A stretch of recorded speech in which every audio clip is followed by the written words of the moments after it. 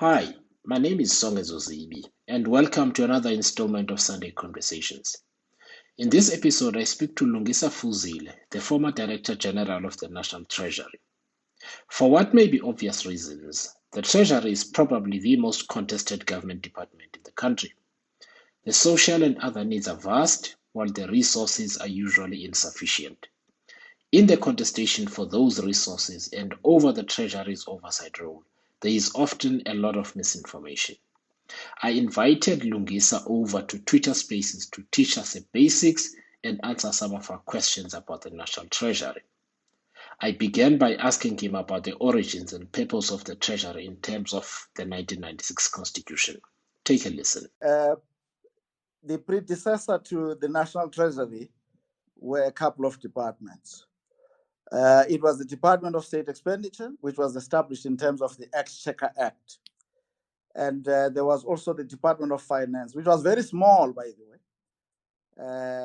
But following then the promulgation of the PFMA in 1999, the Treasury, as you know it today, began to exist. Sounds very easy, sounds like it happened overnight. When I summarize it like this, it was an arduous process, very long process. Established then the National Treasury, there were a number of reasons and sort of thoughts that undergirded the establishment of the Treasury as you know it today. One of the things that the Exchequer Act was known for, which the new generation of political office bearers, led by Minister Manuel in this case, amongst men, I'm talking now because he was the Minister of Treasury, of course, there was the President, Cabinet, and all that stuff. But also officials. If you think about people like Maria, Lesecha, Ishmael Momoniat, and many others, they sort of didn't like the idea that the Exchequer Act was rules-based too much. Kind of, you ticked boxes. What does the rule say or the law say about this? Not that there's a problem with the law. Later on, I'll come back probably and emphasize the importance of following the Constitution, following the laws, the PFMA, and other laws relevant to our conversation tonight. But the problem with it was that it tended to make people, curiously and strangely perhaps rather, less accountable.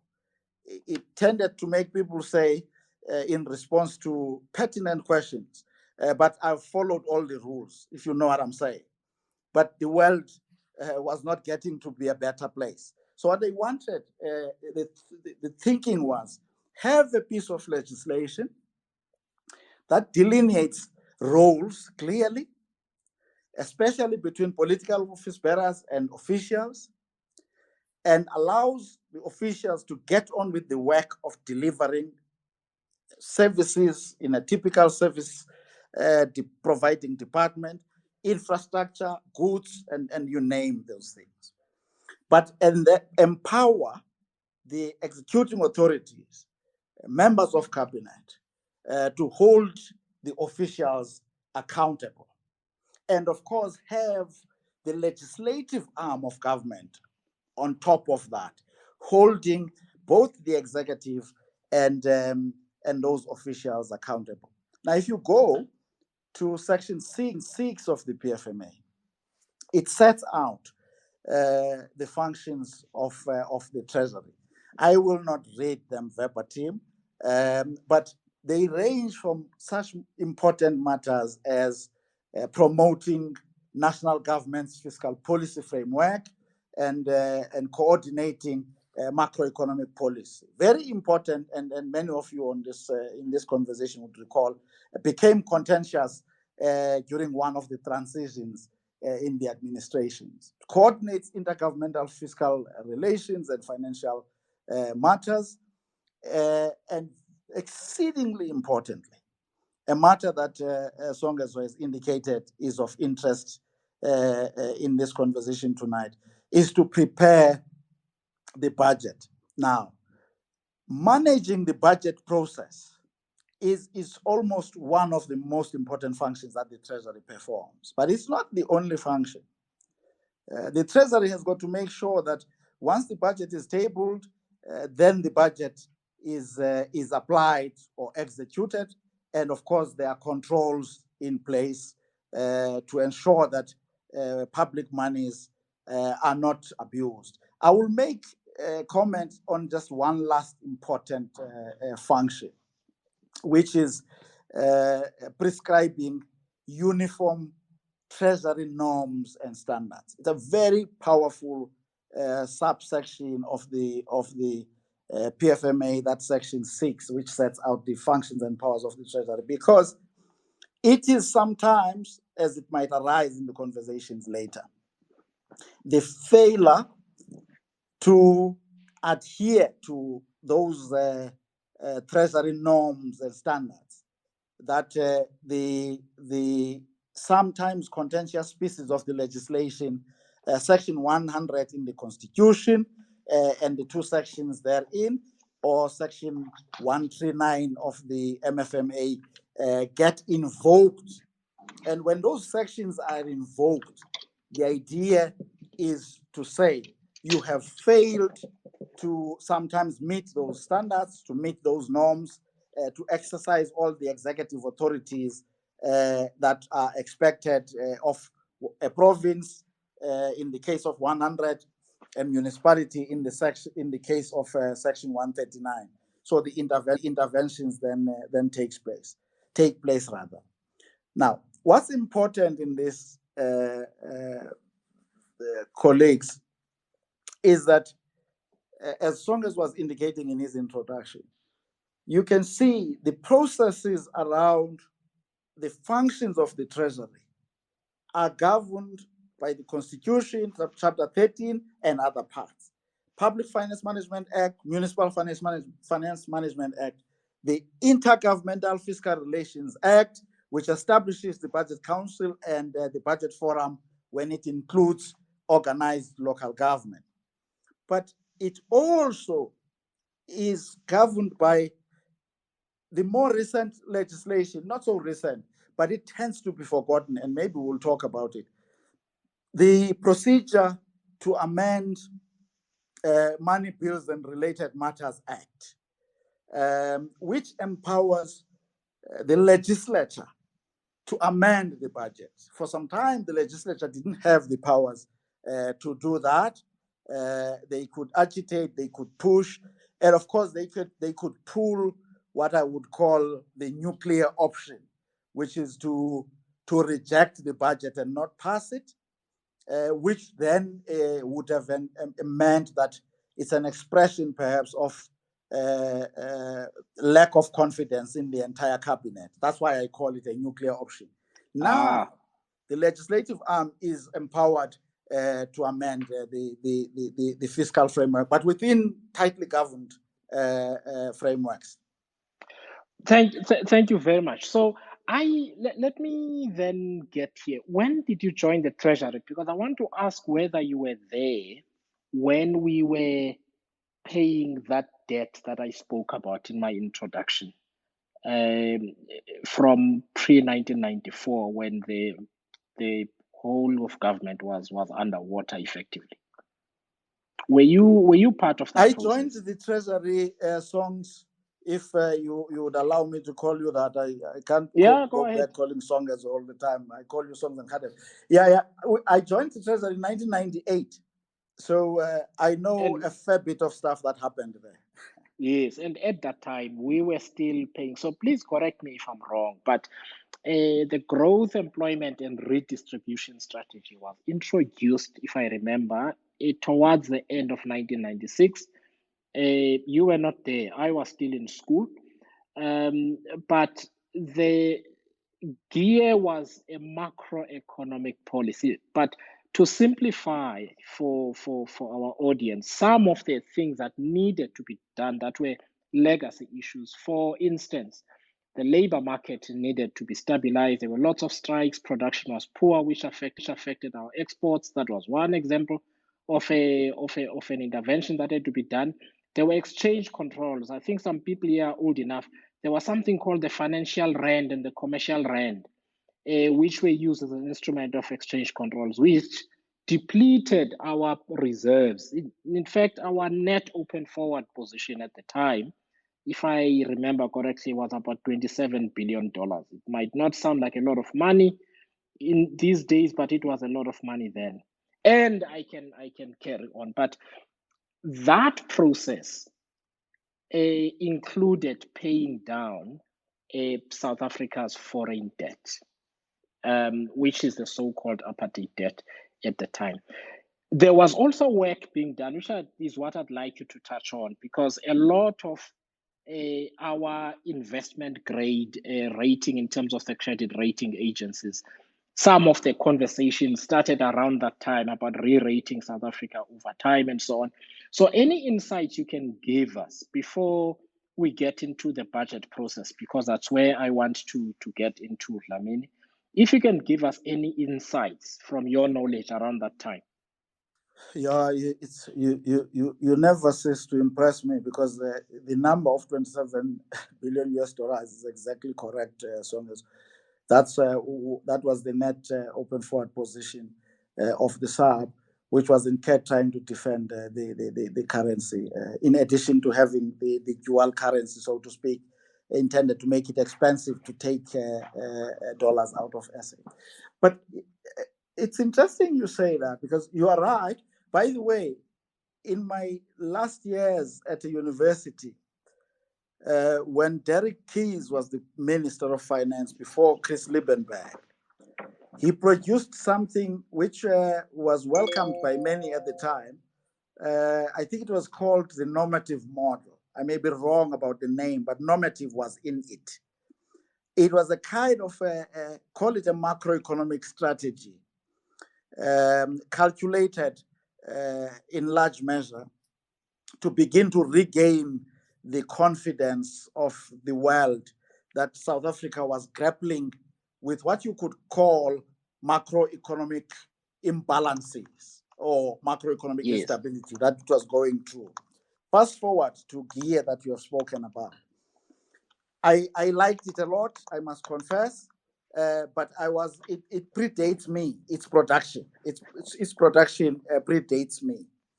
But I read it back and forth as a student of economics, lecturer of economics later, and then as an employee of government in the department, then Department of Finance.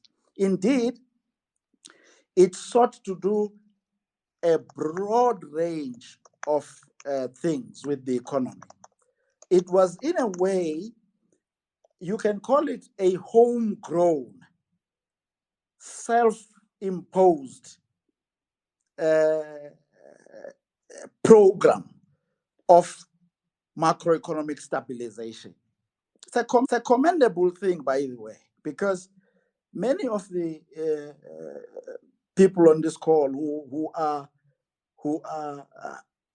academics, very learned, avid readers, would recall the structural adjustment programs and their history on our continent. Evidently, then, the ANC people, both those who were in exile and those who were in the formations that were in the country, had seen the mistakes that countries made in many instances, by the way, and many people miss this, intending to do good. Many countries get themselves into trouble. Not all, I'm not naive, not all of them, but many countries get themselves into trouble intending to do good for their populations. But how they go about what they do gets them into trouble, and the consequence is usually worse than where they started, by the way. So what then South Africans did, which is a commendable thing, which was jealously guarded for a few generations, and it continues, by the way. Let me just watch my language. It continues to be jealously guarded by South Africans at the Treasury, the SARB, in government more broadly. They decided we have got macroeconomic instability, debt is running too high. We have been imposing too many controls, like the financial rand measure that we talked about, in addition to other controls, by the way, we need to free the economy in a very systematic way, in a very methodical way, in a way that we manage ourselves. It must not be imposed by anyone from outside, IMF, World Bank. And I know there are people who have suggested that gear came from outside. Nothing could be further from the truth. With all the risks, I will say that. Thank you very much, Lamin. Now, let me then take you to after the Public Finance Management Act and the budgeting process. And I'd really like you to take a bit of time to explain to us, how do we get to have a budget delivered by the Treasury and the minister in the form of a speech? Is it just done by the Treasury only? What is the role of Cabinet? And do they have any option in terms of any powers to reject or accept or amend anything that you propose? Because we always see it in February when the minister gets up to speak. We get a sense when the president gives a State of the Nation address of what the priorities are, and then we get into the budget. And all we talk about is the finance minister and what the finance minister has done. How does that process work?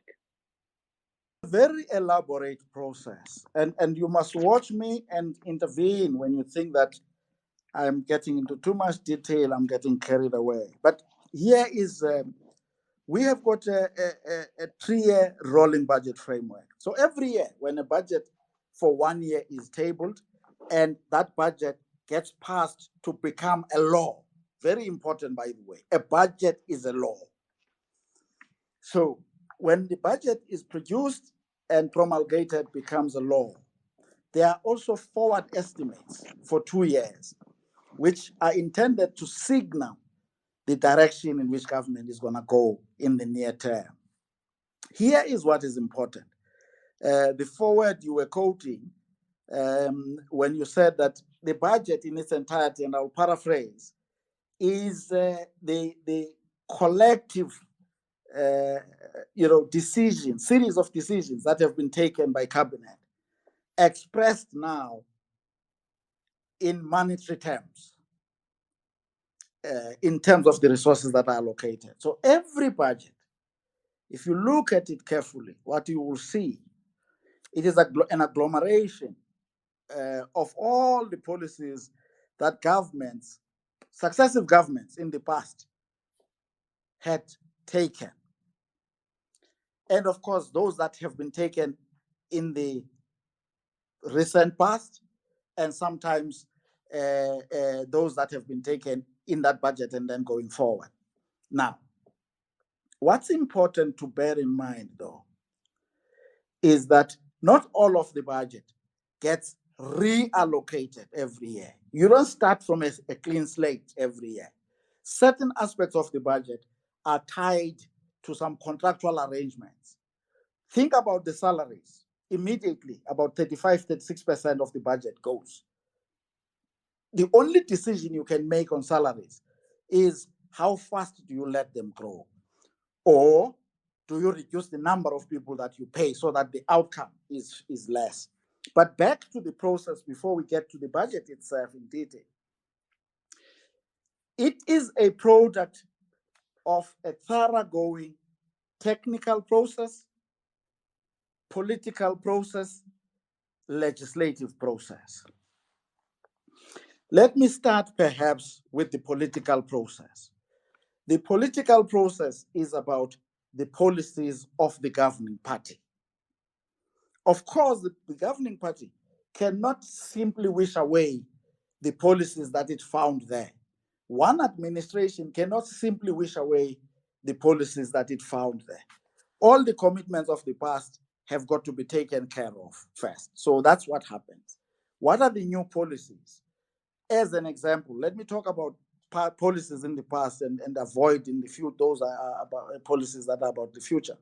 Free higher education.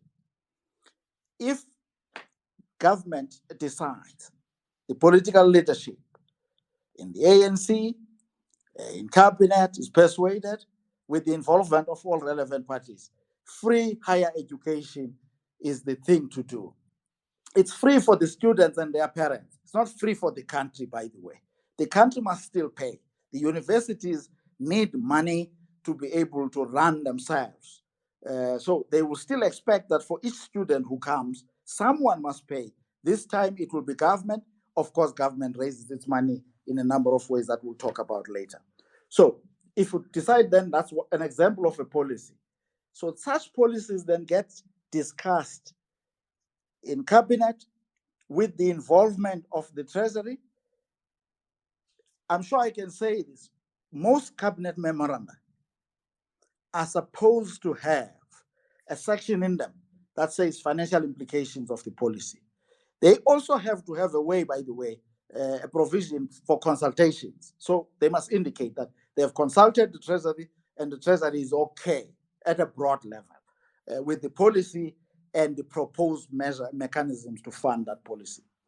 Once that policy is gone, then it will surface in the allocations that go to higher education versus something else.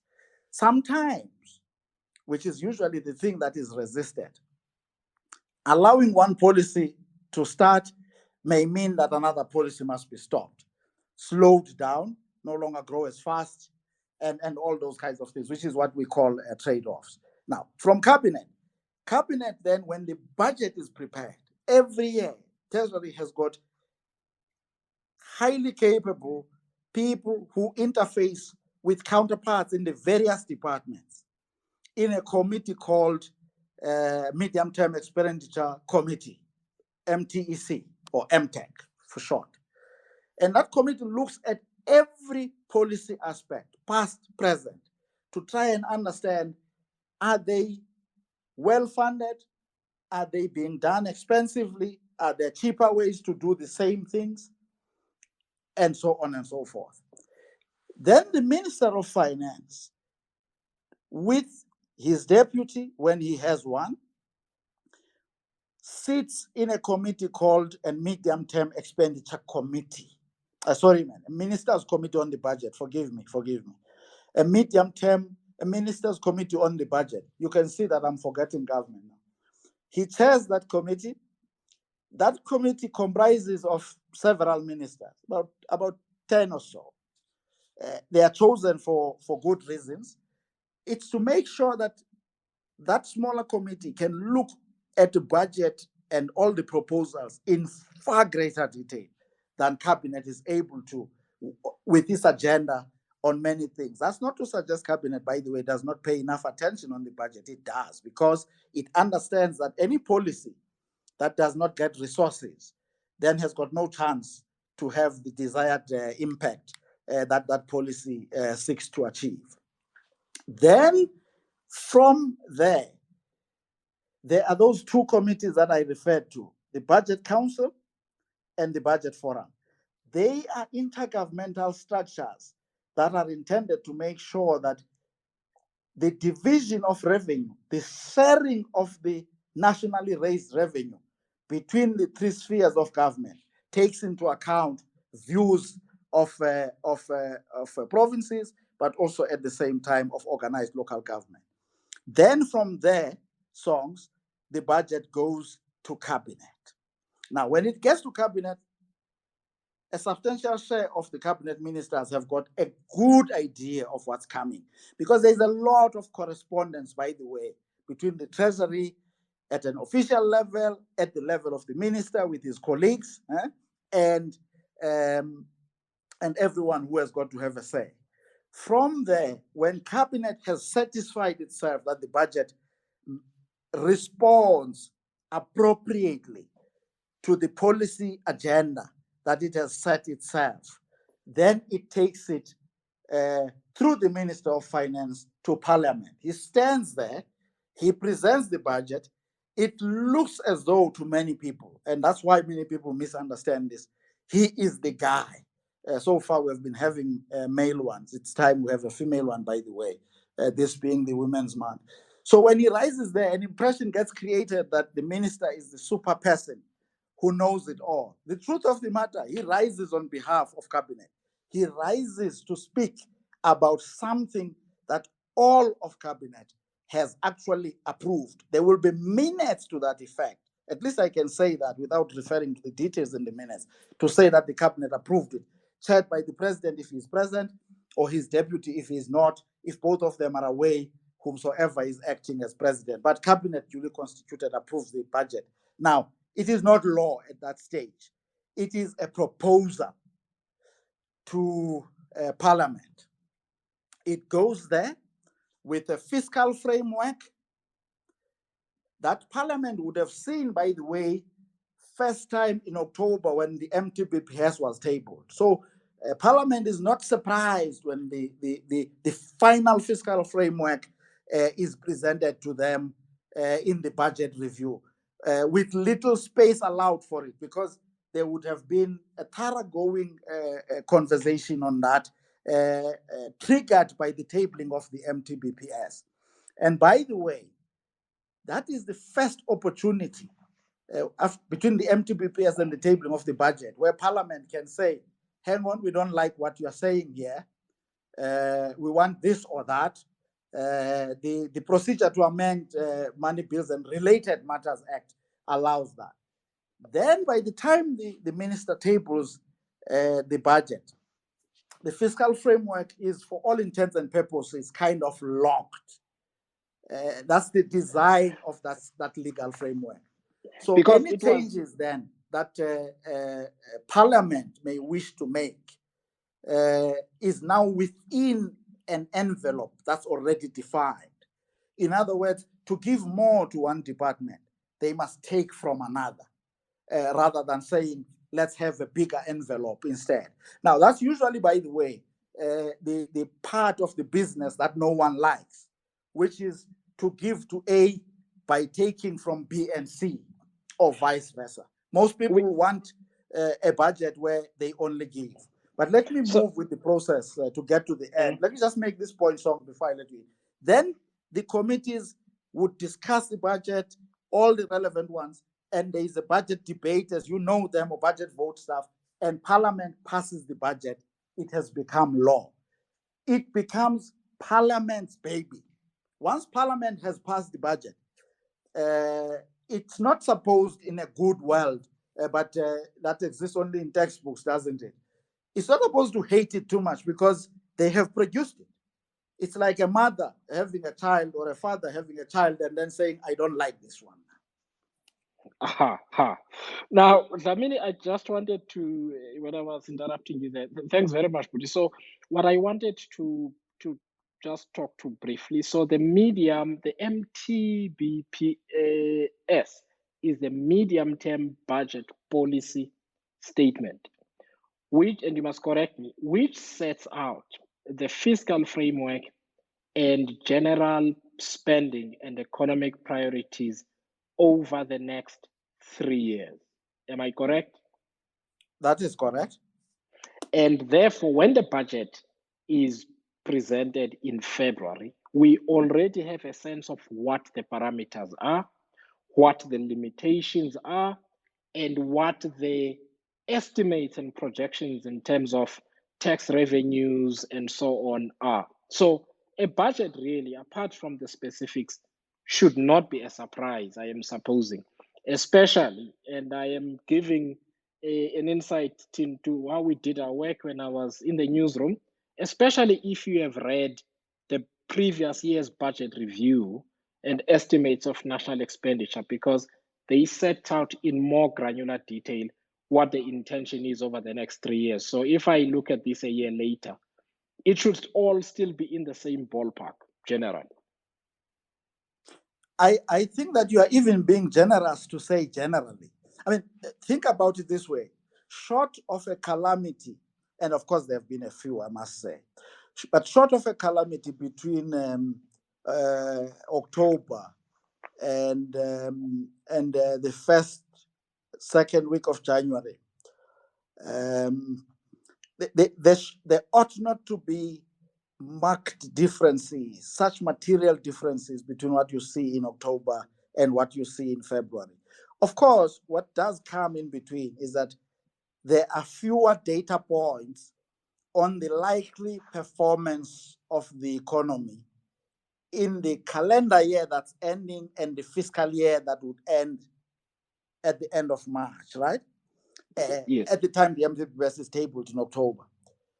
Whereas in February, the year that's passed in calendar terms is almost a done deal. Most of what happened in it is known.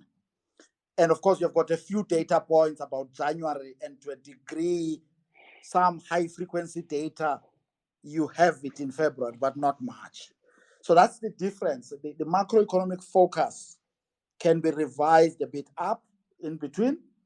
And there are also things that are known about where most departments, in terms of their expenditure, are likely to come out at in March, which is in a few weeks' time after the budget. And SARS, in terms of revenue collections, it now only has a month and a half of revenue to collect, which still changes things, by the way, as experience taught us. But I'm saying that the difference between the October readings and what you get in February arises in the main from the fact that the one comes out with more information now known as actual information, whereas the other is a bit early. Aha. No, thanks very much, Puti. So let me ask this question. I mean, I guess growing up, I always believed that government money is limitless. It can do anything that is required, but over time I realized that it's not. Can you just briefly take us through the sources of funding for the budget? Because one of the things that the finance minister talks about and projects is the tax revenue, and the tax revenue is always smaller than the amount of money that is going to be spent in the following year that the minister is talking about.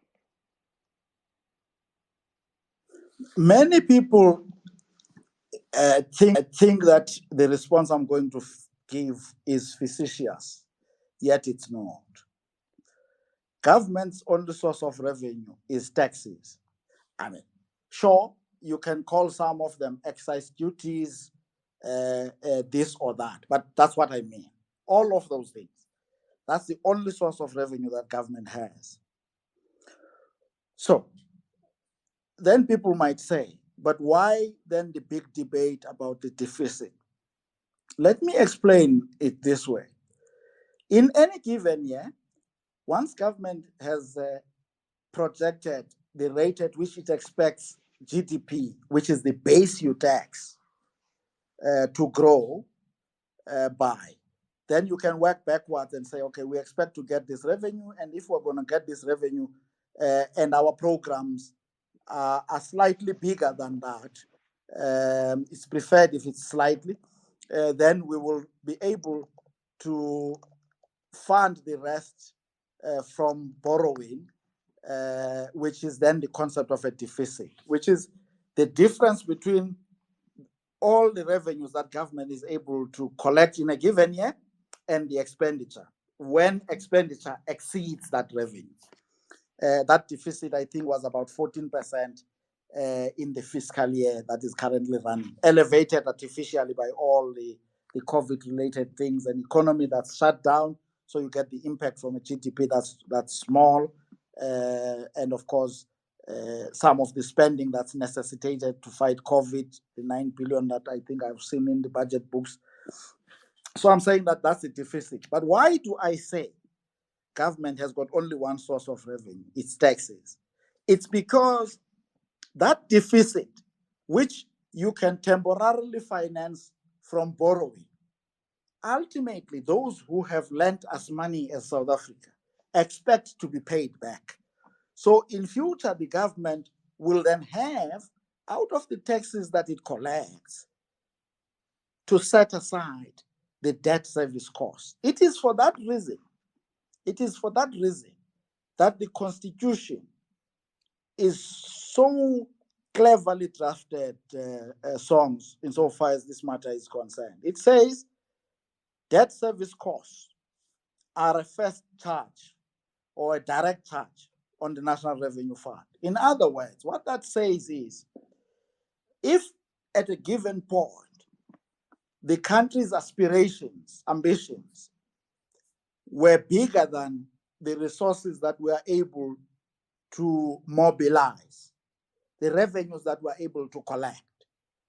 You can't then, when you get into at a future point, when you now have to pay the debt, want to have discretion as to whether you pay the interest on the debt you have, or when a particular bond matures, you say, we don't think it is sexy to pay this bond this year, willy-nilly.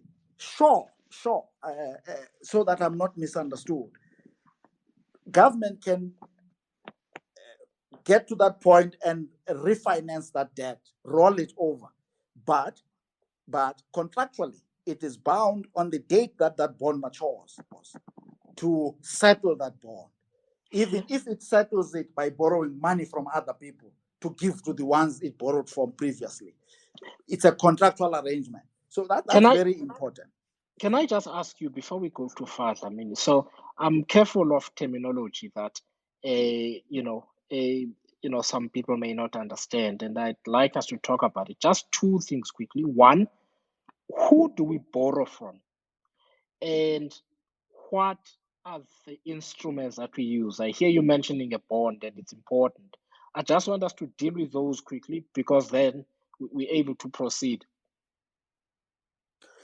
Yes, we borrow from a very broad range of savers.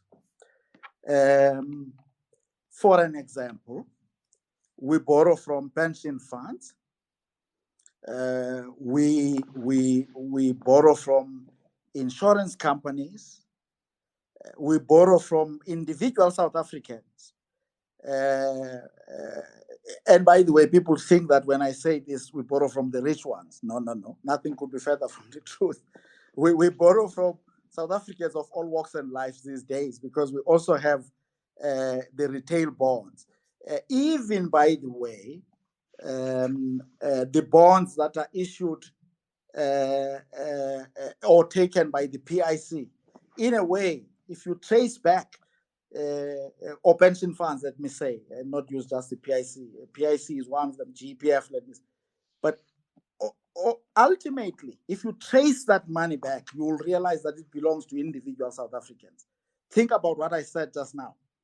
It's pension funds, or they are normally called institutional investors.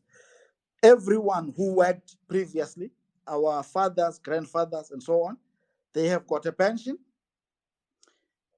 It pays a monthly, an annuity, annual amount divided by 12.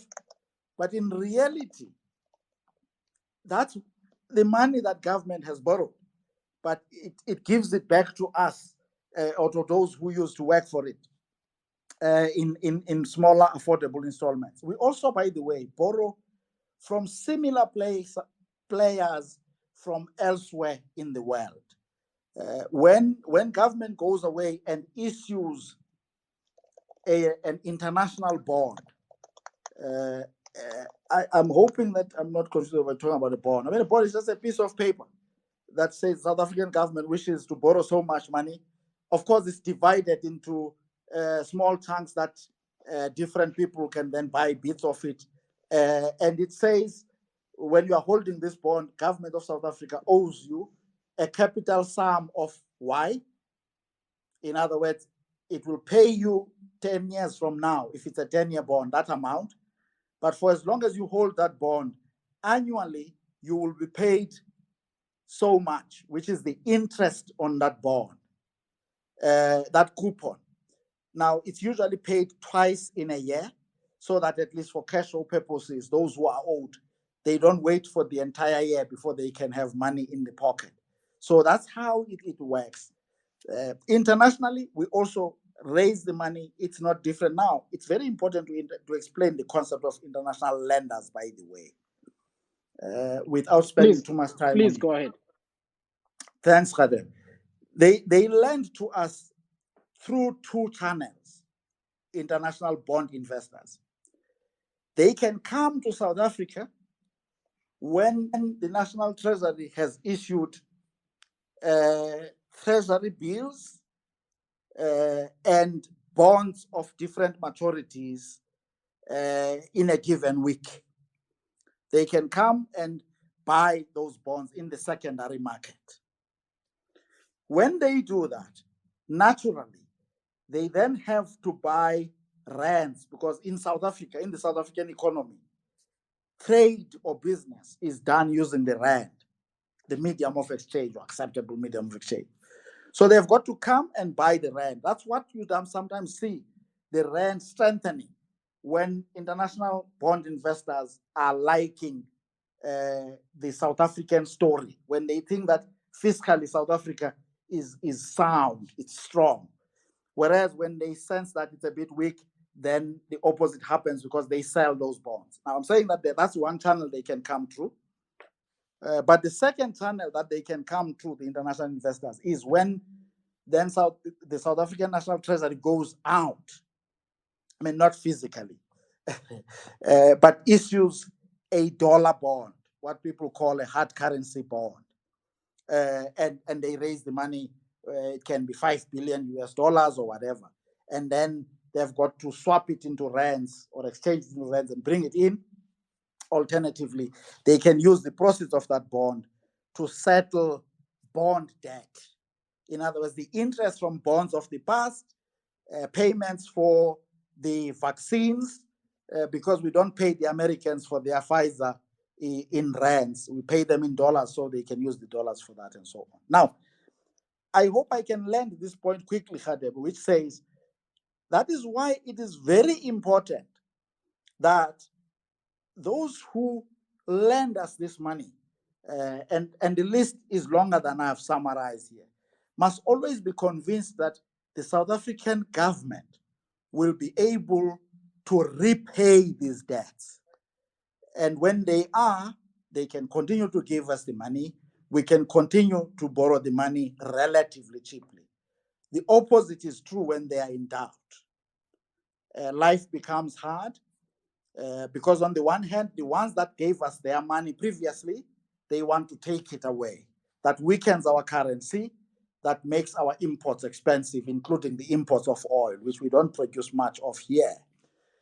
And of course, when people are in doubt, when the risk they perceive to be associated with lending to the South African government is high, they demand, or ask perhaps more polite English, they ask to be compensated more. The whole risk reward notion. That is why then when the expectations of risk or perceptions of risk rather associated with lending to South Africa, people talk about the bond yields going up. In other words, bond investors asking to be paid more. That makes it expensive to finance our deficit. Thank you, Dlamini. So I'm going to ask people to start putting in requests through to speak, to ask a question. But what I'm going to just ask you two questions. The first one is, so how do you know how much to borrow at any given point in time? In other words, why can't we just borrow lots and lots and lots and lots, as much as we need to pay for everything? What determines that limit? Songs, one can say there is no science behind it, and this is where the trick lies with economics, because this is the field of public finance economics. There was a time when I was finishing my studies where the 3% deficit sounded like the magic number, right? If your deficit is 3%, it was thought of to be okay. When it's double that, there's a bit of edginess. When it gets to be double digit, it's like an Armageddon is about to happen. But the more economists argue as if there is that magical number that an individual country can afford, at a given point in time, that's when we trip. What then matters, to answer your question, is you must determine, a nation has got to determine what it thinks is sensible to finance through borrowing or through borrowed money.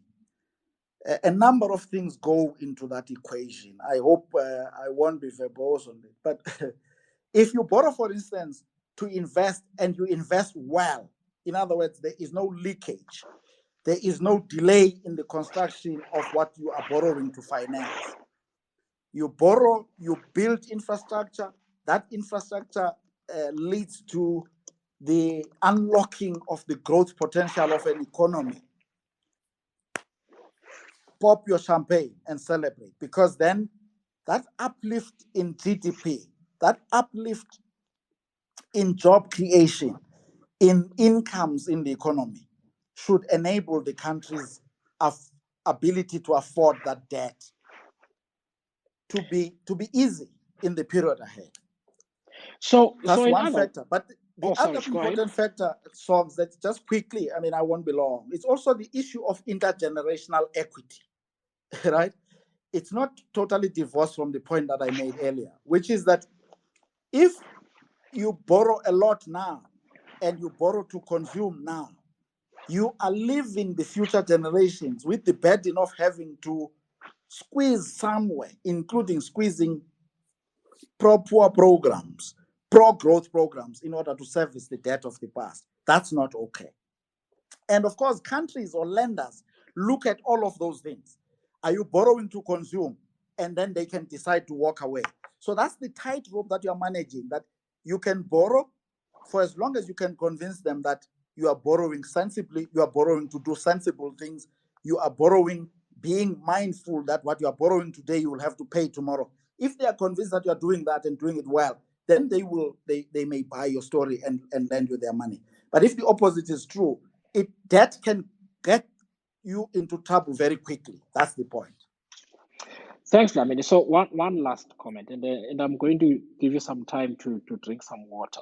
What this says to me then, what you've just said, is that if we borrow, the government systems and institutions and any other government entity that receives that money must use it well so that it can produce the outcomes for which we have borrowed that money. Because if they do not, we have borrowed money that we have to repay without getting the outcomes that we're looking for. So that is the first thing.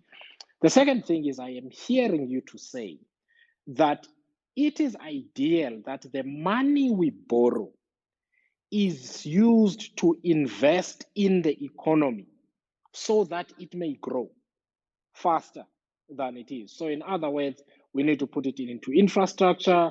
Maybe we can put it into education, skills training, higher education, and so on. Because a few weeks ago, you were not here, but we were discussing unemployment. And the majority of those who are unemployed are those who do not have matric, and then those who do not have a post-matric qualification. In other words, if we borrow and we reinvest this money in the economy, and the economy grows and more people and companies have better income and they pay tax, then that borrowing would have been for a good reason, and future generations do not have to be saddled with debt that we cannot pay. So that's on the one hand, and you must tell me if I am correct. And then I'm going to ask you one more question, and then my co-host Lorato wants to ask a question, but he will ask it once you have finished speaking. And that is, as long as the economy is growing substantially and sustainably, we can always use the option of borrowing more because we have the means to repay, because the economy is growing and there's income being generated. Am I correct in all of those assertions? I couldn't have said it better. Okay. Can you just give us an insight then into, because I think one of the areas in which you've worked when you were Deputy Director General was intergovernmental relations or something I think it's called, if I'm not mistaken. And that is where you interface with the provinces and local government precisely about these matters that I spoke about. Can you give us a sense of what's involved in those interactions and why their ability to deliver is important? Yes, I mean, in summary, the functions that fall under provinces can be, and this is broadly speaking, by the way, I mean, there's more to it than what I'm going to say. It's kind of the social services programs. In other words, the social wage, what government spends to try and ameliorate the plight of those who need public services or public support of one sort or the other. Your free education, free healthcare, your social security grants, free housing, the building of the physical infrastructure, but also the bringing of the services in that structure to make living in the structure possible. That's one side. But they also then do a couple of other programs. You can call them economic programs. The provincial roads would fall there as an important arm of it. If you bring into that fold local government, then that deals with all the local government economic infrastructure that makes doing business possible and provides the services, that businesses need to run themselves. Now, many people on this call can relate to this. When the electricity that we get from the utility that we expect to get it from keeps breaking, then you start to contemplate private sector options or options that you can provide for yourself. That elevates the cost of doing business. So you are right, Songs. It's so important that every cent that government allocates is spent wisely and is spent effectively. Let me illustrate with just two examples why, and I've done effect on the economic side, even if I don't get to now. Well, I've illustrated that when electricity doesn't come, then you end up having to provide yourself. When refuse is not removed, you end up having to arrange that you remove your own refuse, which is costly. Let's go to social services. One of the areas that requires attention in our democracy is the provision of social services. Imagine a world, it exists only in my head. I almost used derogatory words to characterize my head, but let's just say my head. Imagine a world where the public schooling system was as good as the private sector schooling system. Or even if not that good, let's say just fractionally less good, such that people who have got money, who now see it appropriate to set aside huge amounts of their resources to pay for the basic education of their children, would be indifferent between sending their kids to the public school. In other words, they can tell that in terms of their cognitive development, their ability to do mathematics, their ability to speak, read, you name all of these things, is not different whether they have gone to the public school or the private school. And the pricing is as we know it, where the private option is so expensive and the public one is reasonably priced. I don't want to say cheap. Most people would be sending their children to the public schooling system. And in fact, in that way, the public schooling system would be getting all the resources and all the attention that it requires. And there would be that voice that is very loud when there is discrimination in a private school. Because these are educated people, they are assertive, they know who to talk to which channels to use to agitate for the rights of their children and their rights. So if the public schooling system or public services were working very well, life would be different in a big way, I think. Maybe I'm naive. So that's why it is very important, because what then happens when the public services don't work, people pay the tax in the belief that they ought to be getting the public service. But then they take a proportion of their disposable income to pay for the same service from the private sector, whether it's security, it's education, it's health, you name all of those things. So it builds such a level of inefficiency in the economy, misallocation of scarce resources, that if you pause and think about it, you would find it intolerable. You can take then the same logic songs to infrastructure. When a school is built in the public sector, which is stories that one has heard, I've not tested some of them, but I think there's a lot of truth in them. The cost of building the school is sometimes 5, 6 times more than building the same school in the private sector. Sometimes the workmanship is so poor in the private sector. Cement is mixed with too much sand. The school has got cracks and stuff like that. So it has got to be replaced or maintained at a huge cost. That is not the way to run things. If everything was done according to the standards that are required in the public sector, life would be totally different here. Thank you very much, Lamin. I'm going to give a chance to Lorato to speak and then to Mfundo. But for those who have joined us after my introduction, we are speaking to Lungisa Fuzile. He's the former Director General of the Treasury, but he left some years ago. But he is helping us understand South Africa's national finances.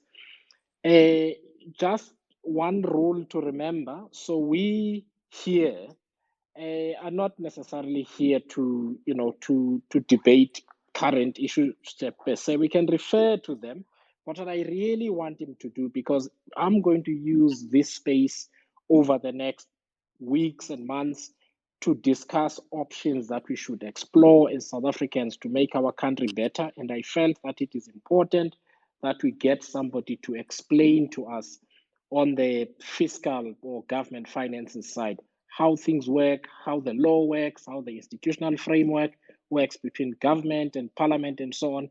That's the conversation that we are having today. So I'd like to invite the first question. I said it's Lorato, and then Mfundo, and then Puti, if you can answer in the meantime, I will then take further. I see Sisa P has asked. I will take you, Sisa, after we've received an answer from Lamin. Thank you. Lorato, go ahead.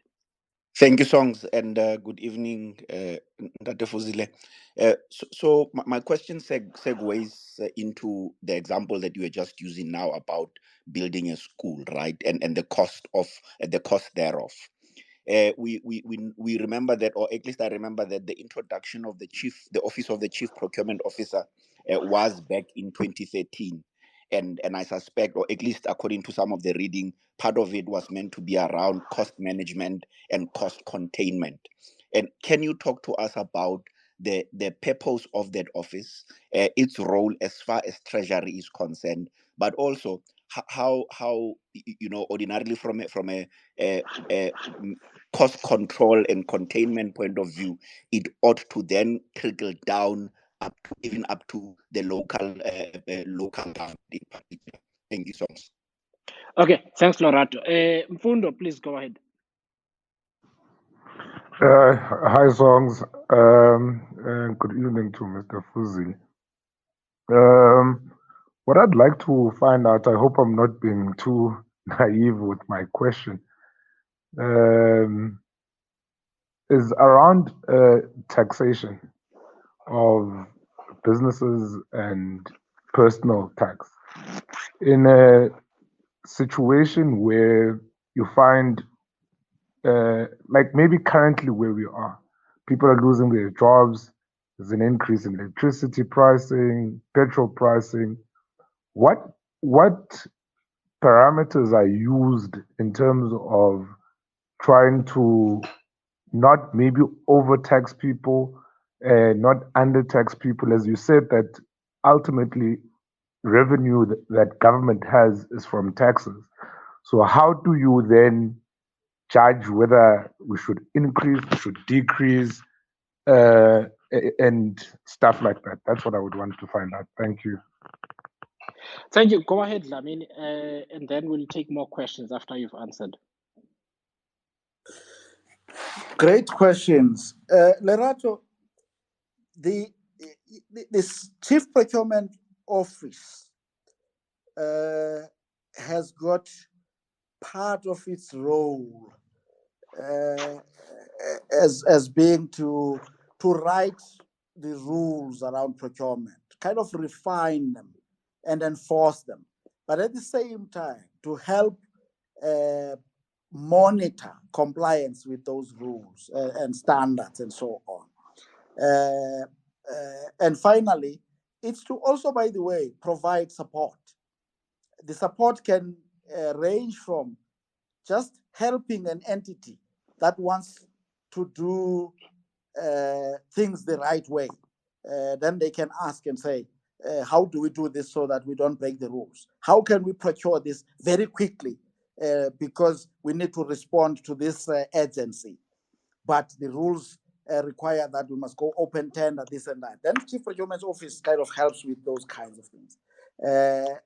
And finally, it's also, of course, to help build the capacity, and the wherewithal on how to do procurement soundly, and not only just following the rules, by the way, but doing it cleverly, so that government, as the biggest procurer in our economy, does not end up paying the highest price per unit for most things, as was the case when we ended up saying this office should be set up during President Gordon's time, or Minister Gordon's time, rather.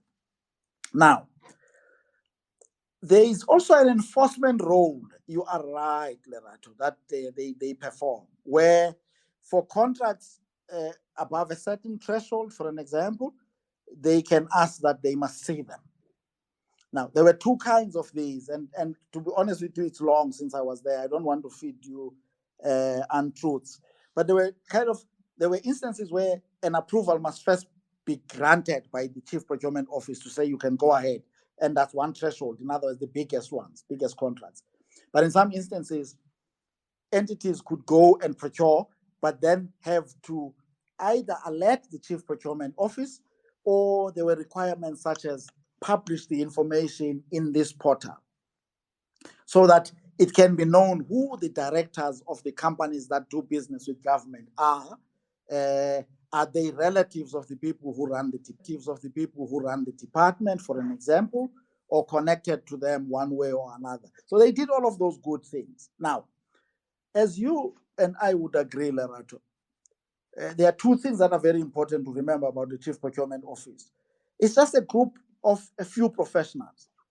They can't be everywhere in the country, and they can't enforce every rule that pertains to procurement, in part because the way our laws are written, from the Constitution to every other piece, that would be incongruent with that. Because if you think about it, each province has got a provincial legislature, has got a provincial executive headed by a premier.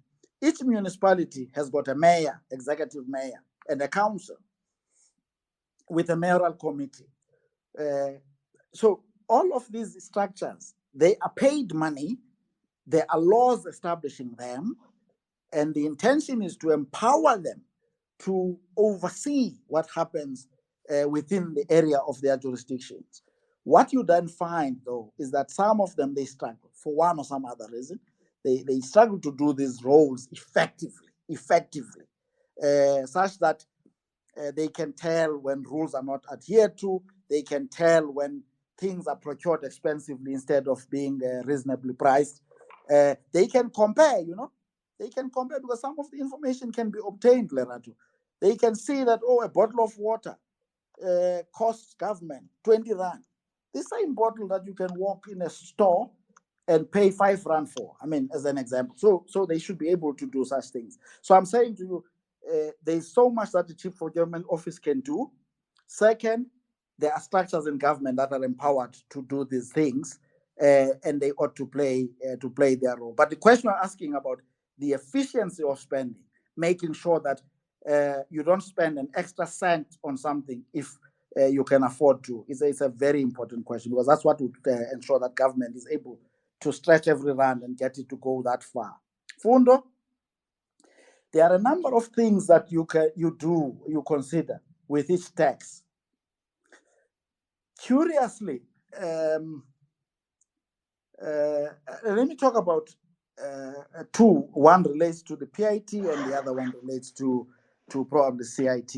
I mean, personal income tax is usually the least complex, because once your income falls within a particular bracket, especially if your income is earned in this most simplest form of earnings, which is the salary, then you pay your pay as you earn, and you file a return, and reconciliations are done, and you either get a refund or you pay a little bit more, depending on whether you end up being found to have paid a little less or a little more.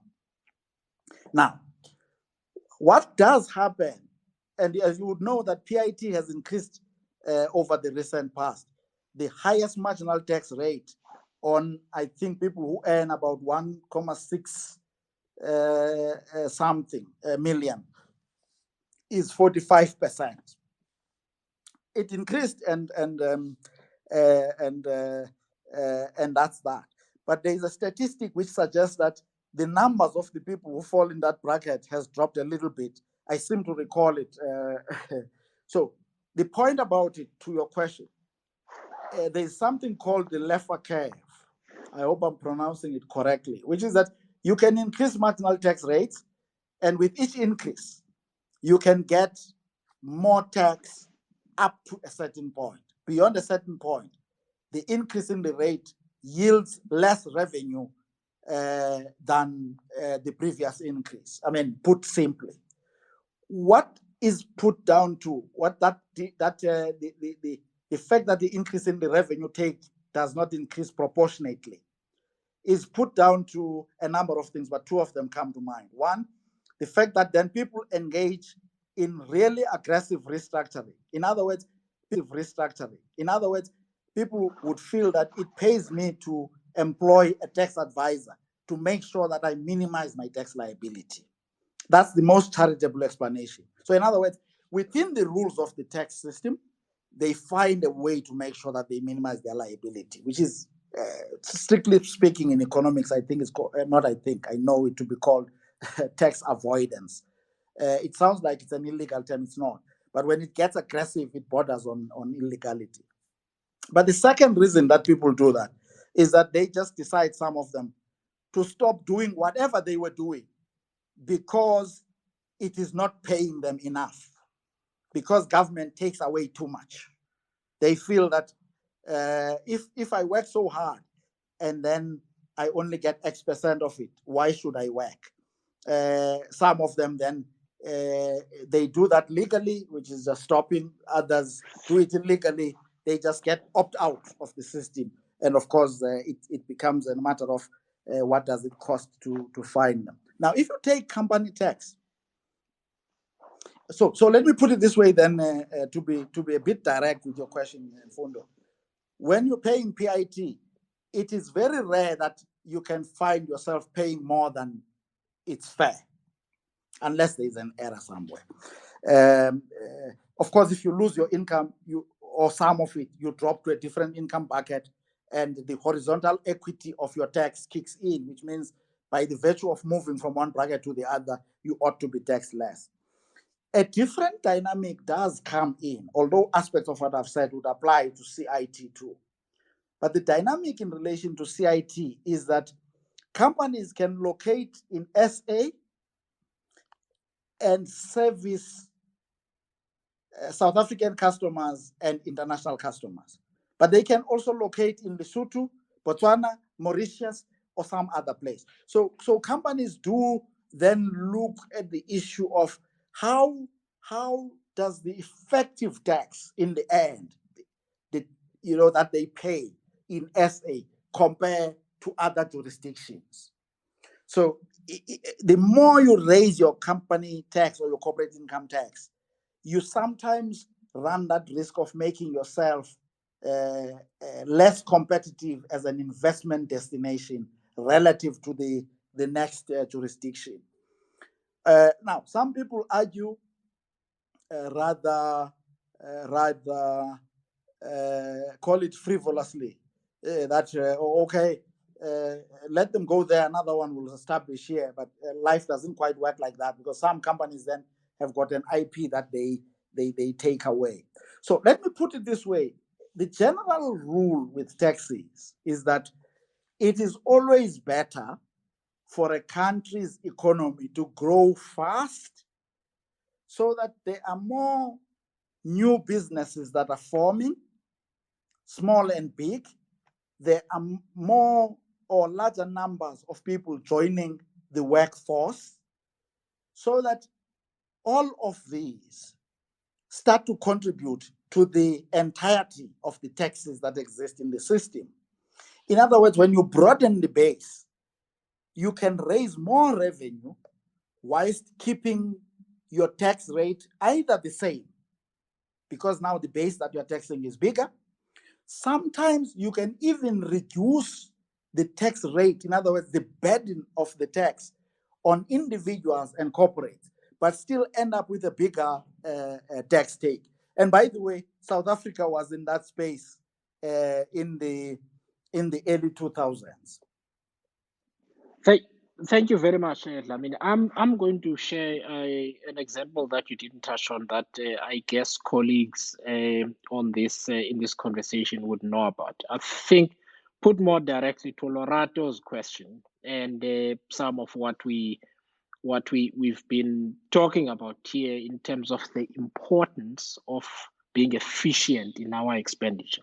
Simply put, if we had built Medupi for what it was initially budgeted at, I believe it was about 57 billion rand back when the project was planned, instead of the close to or just above 200 billion now. It means there would have been 150 billion to put into other things. And therefore, the tight use of the taxes that are collected from South African people, as well as the borrowing that we do in order to do these things, is important. Otherwise, we get the same outcome for a far bigger investment than we should have had. In other words, we basically swindle ourselves. And I am coming back to this because one of our conversations in the past, and it's going to be one of our conversations in the future, is the importance of a political system that works.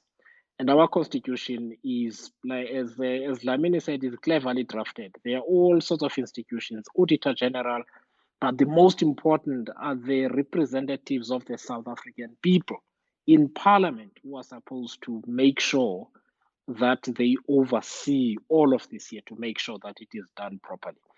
I did that ad lib, Dlamini, also to give you time to drink some water. So I am going to give Harry M an opportunity to ask questions and a question, and then I will go to Nemzi again. We're dealing with a 101 of the Treasury and national finances and how all of that works, so that when we start talking about options in terms of what we do for the future in our country, we all on the same page and we know how these things work. Harry M, please go ahead. Good evening, Songezo. Good evening, everyone. My question is straightforward, and I'm taking it from the comments by the former DG. Sorry, Harry. Harry, can you move from where you are? There is background noise, and we are going to podcast this conversation. Thank you. Go ahead, sir. Sorry. Is it better now? It's better. Thank you. Yeah. Okay. Yeah, so the comments about the Chief Procurement Officer's office as being responsible for writing procurement rules and also for enforcement. What I found is that the CPO's office has then identified SOEs as being lacking in controls, and the results being that they've then moved into the SOEs and overhauled the SOEs procurement rules, and with the result being that the SOE ends up adopting a lot of government procurement rules. But then some of these SOEs, they compete with the private sector. There is very little that they buy, which is common with the government. Now, the government procurement rules are onerous. They are very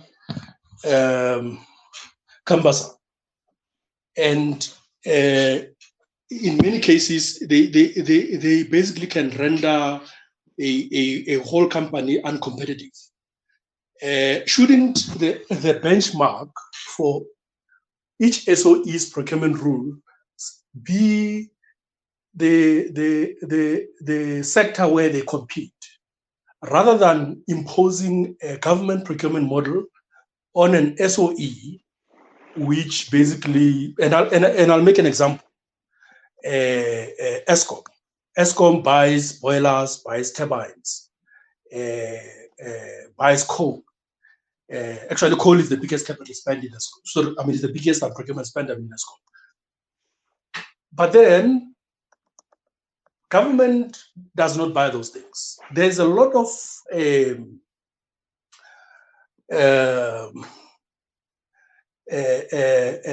technicalities in how you procure those things, such that government rules, they just make it difficult for ESCOM to now, to operate and to stay competitive. Things that you can procure in 2 months, now take a whole year to buy. Now, a good benchmark would be SASO, but not government procurement. Shouldn't we be benchmarking correctly by benchmarking with a sector in the private sector, rather than imposing government procurement rules? Thank you. Thank you very much. Thanks, Harry. Can I ask Nemzi to ask his question? Oh, yes. Thank you very much, Songezo, for this opportunity. And thank you to the former DG for a very insightful session on government finances. I've got some very few questions, and what Songezo referred to as stupid questions. But I'm hoping that the DG can I allow you two? Yes. 2 questions. Thank you. Okay, just 2 questions, Songezo. Yeah. So my first question is, the DG mentioned various role players in the budget processes, and I did not hear anything about him saying anything about the Parliament Budget Office. So I would like to know from him exactly where does the Parliament Budget Office fit within the national budget process? That is my first question. And then my second question relates to government wasteful expenditure across all the 3 spheres of government. My question to the DG is there any role that can be played by National Treasury to minimize instances of this wasteful expenditure? Because it appears that every year we're always outraged, so much money is being spent, so much money is being lost in the system. But it appears that there's nothing, there are no corrective measures that are being taken to address this situation. So I wanted to know from the DG, is there anything that can be done to sort of, minimize the occurrence of wasteful expenditure? Thank you very much, Songezo. Thank you very much, sir. Lamin, let me give you a chance to respond. Yes, yes, Songs. Harry, You know, the thing with it's hard, and I sensed it as you were putting the question that you were battling. Think about it. A number of the state-owned entities, by the way, they are monopolies. I mean, sure, they are not monopsonies. They may be buying things in markets where there are others. But even if you take the instance of Eskom that you were using, Eskom buys coal. They enter into arrangements. I wouldn't claim to know all of the details, but sometimes they will agree even before they set up a mine. Forgive me. Before they build a power station, because when it's going to use coal, it must on top of a mine, coal mine, or within reasonable proximity to a few mines. So the procurement process there can't really be delayed by laws. Even when the contracts are about to expire, they are known. Proper planning by diligent people who are paid a lot of money is supposed never to give rise to a situation where it's done in a rush, and all of a sudden you end up with an astronomically priced tonnage for coal. But you know, what am I arguing? I'm arguing that a system where any system needs rules, full stop. Now, and I know you know that. Before you get upset with me, you said they are onerous. I doubt. Let me tell you something, an anecdote, and because that's all I have time for here, but I could do more to explain this. One of the things we used to encounter when I was DG were instances where one or two provinces, as an example, would complain and say, these rules are a problem. They are delaying us from doing this or that. And it was easy because there would be 2 or 3 other provinces that are governed by the same set of rules that were doing well on that program, whether it's school building, whether it's the delivery of the school nutrition program, whether it's this, that, or the other thing. So I would simply put it to them, with my colleagues, of course, in the treasury, to say, but how come that province seems to be applying these rules that you find serious problems with in a way that gets them to deliver still? And in your case, it's a problem. Having said that, I am not suggesting that all of the rules that exist are perfect. On an occasion, you would find a rule that is having what you may call unintended consequences. And by all means, by all means, I think that those who make the rules are reasonable enough that when approached by colleagues in a state-owned company or whatever, with a cogent, objective argument that demonstrates that this rule results in this unintended consequence or anomaly, where we end up buying things expensively when there is a way to buy them cheaply, then they would listen and make the amendments. But I'm saying there is usually more to that complaint than meets the eye. There are people who just hate rules, and there is no big institution that can work without rules. By the way, even in a small unit, a family, there are rules, but sometimes you don't write them in a book. Otherwise, there would be chaos. But I hope that I've answered your question. Memzi.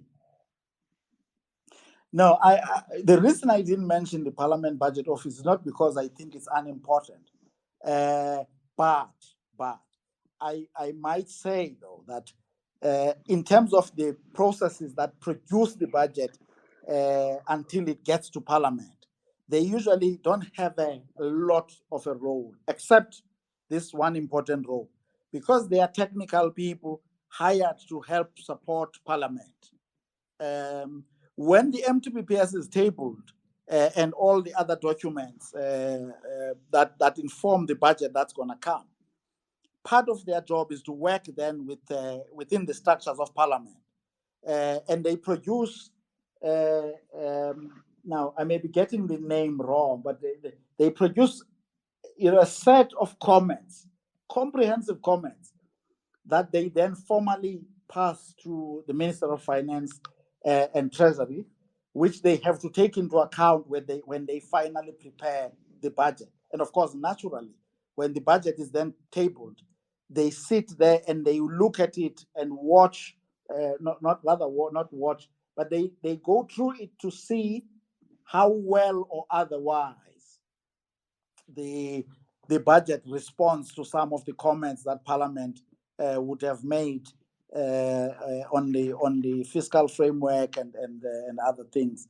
But I just, in the interest of brevity, which is not something I'm strong at, I skipped that. I mean, I skipped the FFC, a very important structure, Financial and Fiscal Commission, because I just thought, look, only if a question comes on those. But you well spotted there, the issue of the budget office. Wasteful expenditure and the role of Treasury. I mean, sure, Treasury can play some role, because Treasury has got access to the financial management systems of government. Treasury receives monthly expenditure reports from individual departments. They can pick signs of things that are not that are aberrations, things that defeat historical trends, and start to drill deeper and then pick at problems when any exist. But that can never be a substitute for, in any measure, by the way, nor by any stretch of imagination, for the entirety of the government and governance system working. What do I mean by that? Each department has an executing authority, a minister, MEC, member of a mayoral council if you go to a municipality. Each one of them. Each department will have a chief financial officer. They will have DDGs, chief directors, many people employed to do the right thing. But above all of them, there is, in national government, parliament and its committees.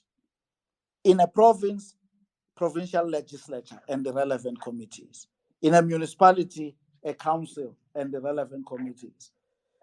All of these structures cost money.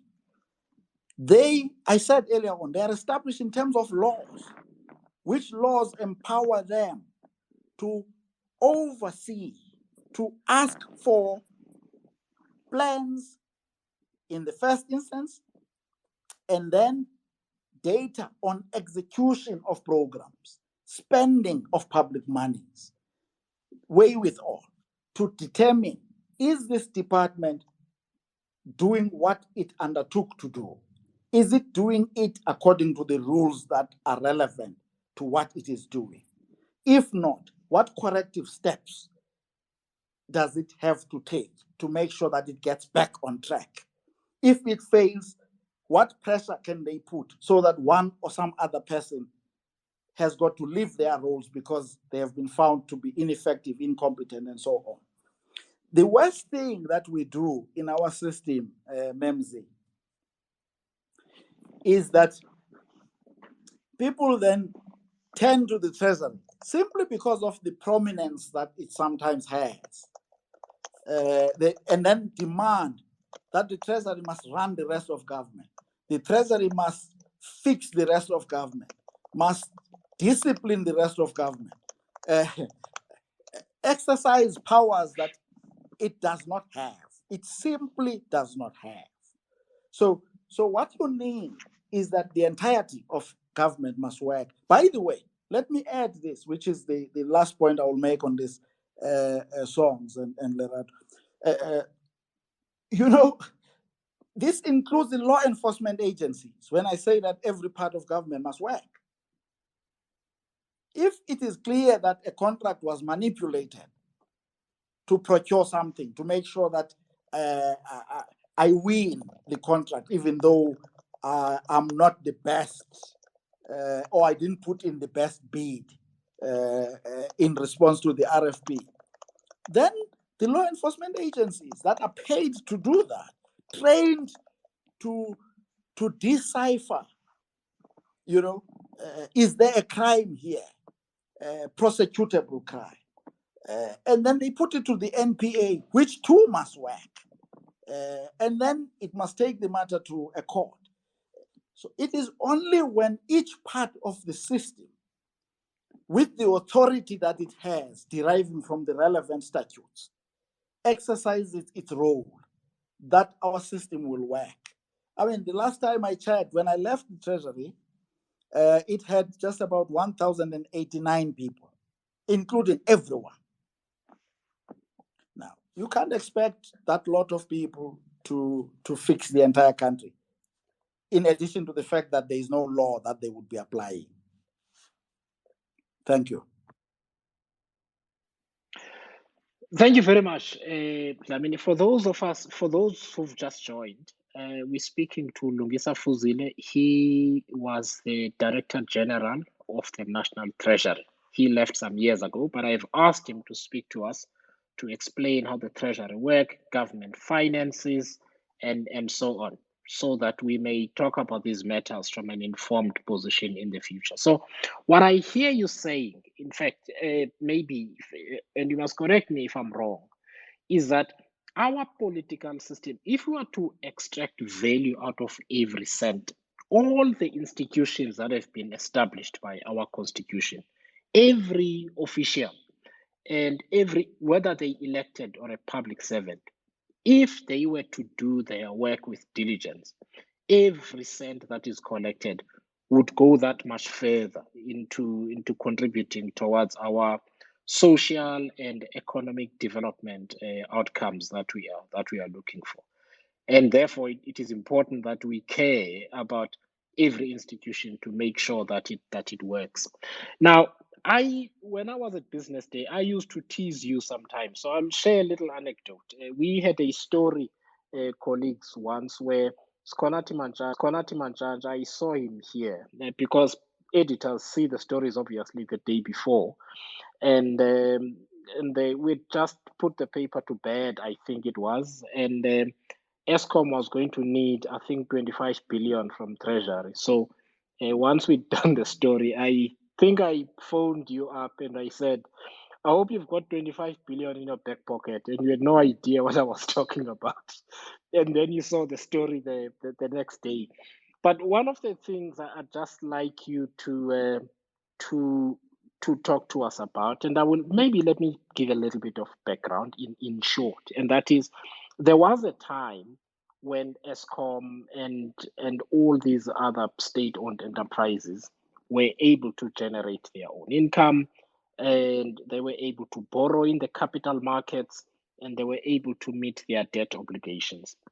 My sense is when those institutions started being affected, basically not performing efficiently from a management and governance perspective, we started spending more money than we should on things that were going to contribute towards South Africa's development. Personally, I draw a straight line between the cost escalations at Medupi and Kusile and the price of electricity, which a lot of people cannot afford, firstly. And secondly, the price of electricity may be preventing companies from expanding and companies from coming to South Africa. And on top of it, we still don't have enough electricity to supply the economy and many ordinary South Africans. So the opportunity cost that is there is huge. Now, what I'd like to ask is, there was a term that you guys at Treasury used to use, which is the loan will be converted into equity. And I used to chuckle because I used to think, I understand what this means, but couldn't they put it in plain English? Can you just talk in general terms about the impact of companies that belong to the public, whether they're local provincial or national government level that get into financial difficulty, and therefore we have to divert resources that should go into other things to rescue them. Can you talk about the opportunity cost from your vantage point where you were at Treasury? Because I'm assuming that you would still be fighting with other people who want more for small business, for this and that we now can't do. Yes, Khadeb. Now you're complicating my life. I've been agreeing with you on everything, but there's a bit of a marginal disagreement, and I know you and I have the ability to do that and still get along. No, go ahead. Let me, and it's marginal. This, you see and it's really marginal. You laugh at me when I've mentioned it because I know we agree on this. The issue of ESCOM is somewhat more complex than what we sometimes make of it. The thing with ESCOM is that there were two things. There may have been many other things that came into play later on, but even during the years that ESCOM was good, there are a few things that could have been done a bit better. Two of those are worth mentioning here. One, electricity was underpriced. Electricity was underpriced. Now, you see, I don't want to spend a lot of time on explaining the dynamics of this, but what that does essentially is that you pretend as if a commodity that costs so much to produce and may appear to be in surplus at one point in time will be, in other words, you pretend it costs less to produce than it actually costs. And you also pretend as if it is always going to be available in abundance, even though that excess supply is a temporary measure created by a number of other things that I will not get into, lest I trip, but I can get in if I'm dragged into them. So the consequence then is that your objection, for instance, to the electricity price shooting up, that's why I said that we might have a disagreement, but it's marginal. Some of it was absolutely necessary. It was a correction for the underpricing in the previous years. Because now, all of a sudden, with the rollout of the National Electrification Program, connection of households, an economy that grew somewhat strongly at one stage, so with the demand or consumption for electricity rising, then it meant that we had to confront this reality that we had underpriced what is actually a scarce commodity and costs a lot more to produce. So it led to some kind of a misallocation of resources. The second issue is that there was a period when there was an underinvestment. Now, power stations, by their nature, they take long to build. Now, before you kill me here, not as long as it has taken us, just so that I'm not, you don't matter me virtually, but they take long. So you don't decide today that we think next year the consumption of electricity is going to be 10 megawatts more than, or let's say 10 gigawatts more than what we've always known it to be. Oh, let's build. No. You must do your projections and anticipate that 7-10 years down the line, I'm putting those numbers are arbitrary, but they are informed by how long will it take to build a power station of the size of Medupi, Kusile, a nuclear power station, if that's the option you choose, this, that, or the other. How long will it take? And therefore, work backwards. Make the decision in time to be able to have that at that time. So that's the second issue that complicated the story of ESCOM. But your question is not misplaced at all, which is, what's the opportunity cost of ending up having to channel general tax revenues, windfall revenues from the sale of Vodacom, totaling, I think, between 23 and 26 billion to an ESCOM? It is a loss. You are right, Songs. That money could have gone to a whole range of other good things. Where it gets a little bit even more complex and insidious, may I say, is when you pause and think about the fact that now all of a sudden you are making people who may be consuming less electricity to actually subsidize, in inverted commas, those who are using electricity a lot. You are again leading to a mispricing of resources in your economy, including misallocation of capital, which you pay for a number of years in your system. So you are spot on there. I agree with you. It can even get murkier. And I will not use an example of an entity here, lest I get into the realm that you had very beautifully protected me from getting into, which is that when you get into someone has got a bit of noise in the background. It's gonna spoil your podcast. So please switch it off. But I was saying then, so what you then realize is that in some instances, some of the state-owned entities, by the way, sell their service to reasonably wealthy people in South Africa. They also sell their service to people elsewhere in the world.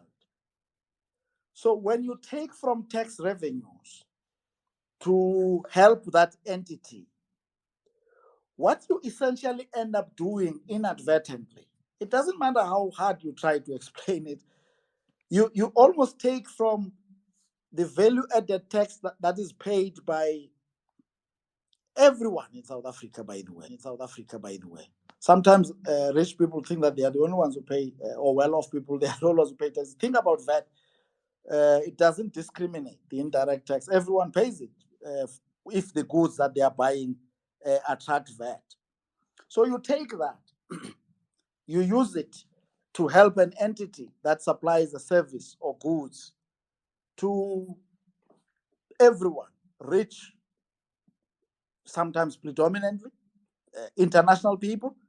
So in essence, you are subsidizing the rich and subsidizing foreigners at the expense of South Africans. Now, you can explain it in other ways, by the way, that make it more acceptable to South Africans. But you have asked the question about the opportunity cost. I'm saying again, it raises other questions, including the question of equity. So you're spot on.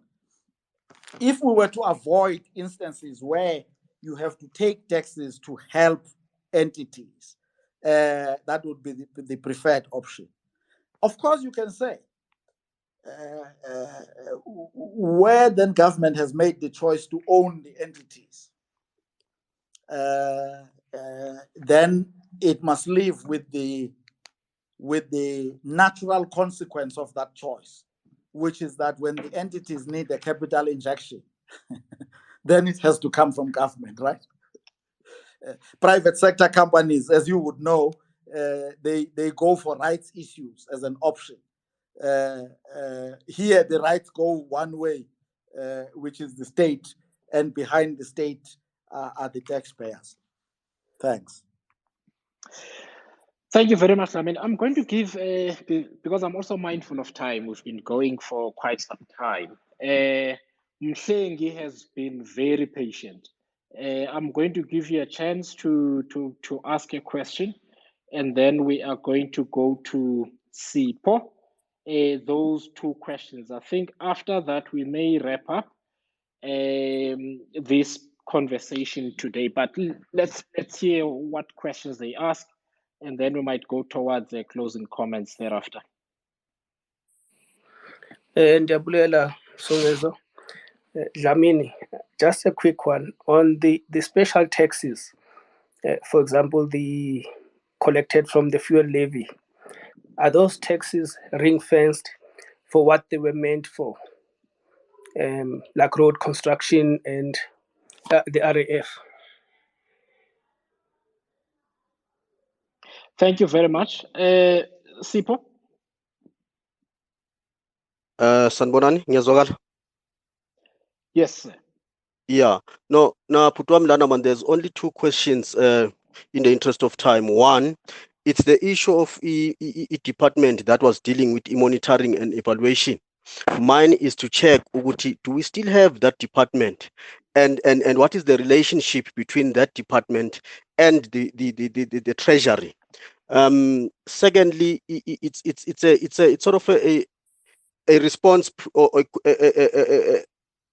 your observation around Sugar Minister, the new Minister of Finance, where he was being interviewed around the issue of cycle of dependency for youth basic income grant, which now one of the professors was saying it might actually cost us to the tune of 240 billion rands a year. So I wanted to Lungisa maybe to share his opinion around this, because in the long run, it doesn't look, because with the financial crisis that as a country we're facing, it's going to be sustainable.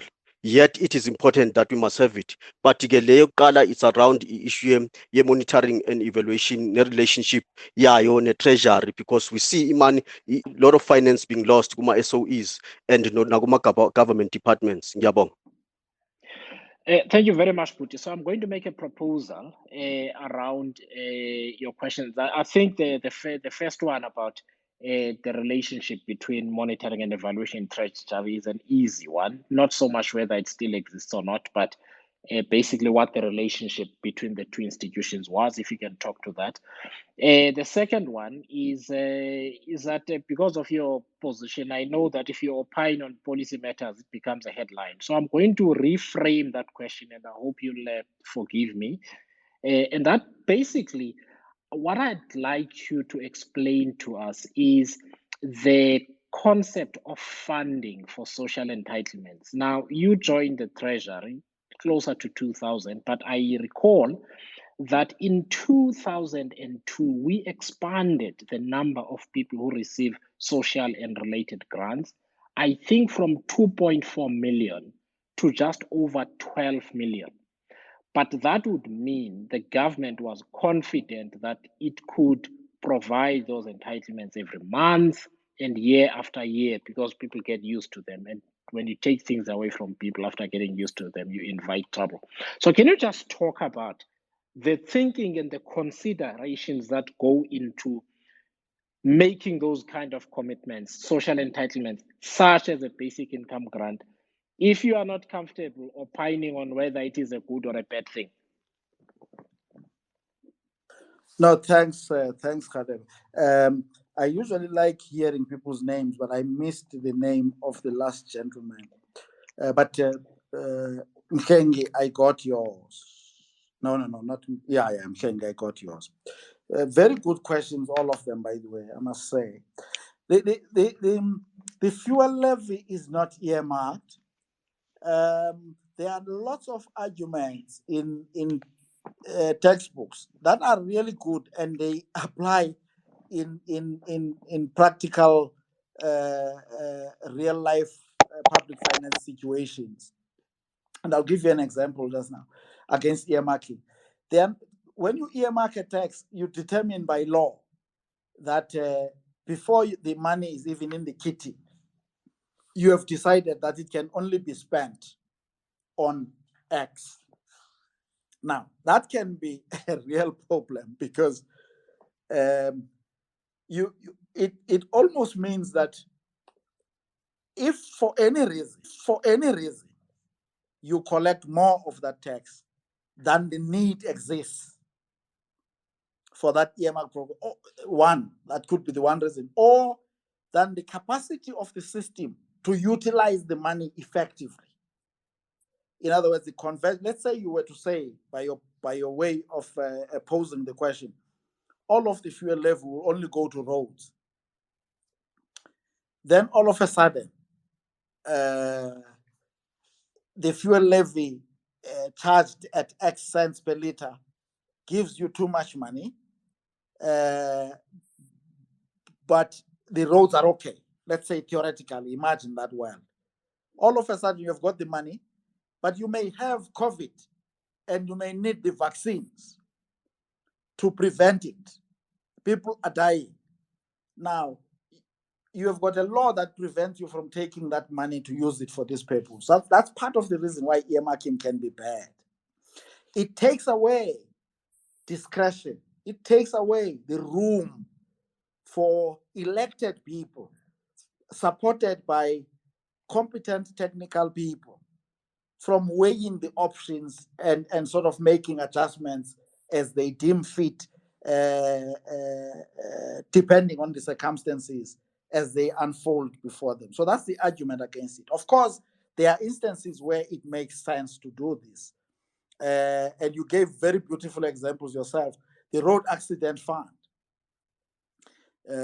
You want to make sure that people who lose income, who incur expenses as a result of injury on roads, people who may incur medical expenses, extraordinary medical expenses, in addition to that loss of income, they are compensated and helped to live a reasonably comfortable life. And you don't want discretion in those instances, if you think about it, because the person had an income, now it's lost, there must be a replacement. The person has a health need until they die, then they must be taken care of. So it's a mixture, but as a general rule, you don't want a situation where you box a tax before you collect it. There are many instances where in our system, but I won't do it because the rules that Songezo set out, which are very helpful, wouldn't allow me to. There are a few taxes like that, but you have asked a good question, Mkeng. On the question of the Department of Performance Monitoring and Evaluation and Treasury, the department exists. They have a good relationship with the Treasury. When I say good, I say the relationships feed off each other. If you think about it, when people want a program to be funded, they normally write a policy document, they make a pitch, and they promise outcomes. If this program is executed, it will deliver the following outcomes. In fact, all instances, I have not come across it. In all instances, it will make South Africa better. Whether it benefits individuals, benefits businesses, it just helps to have the program work.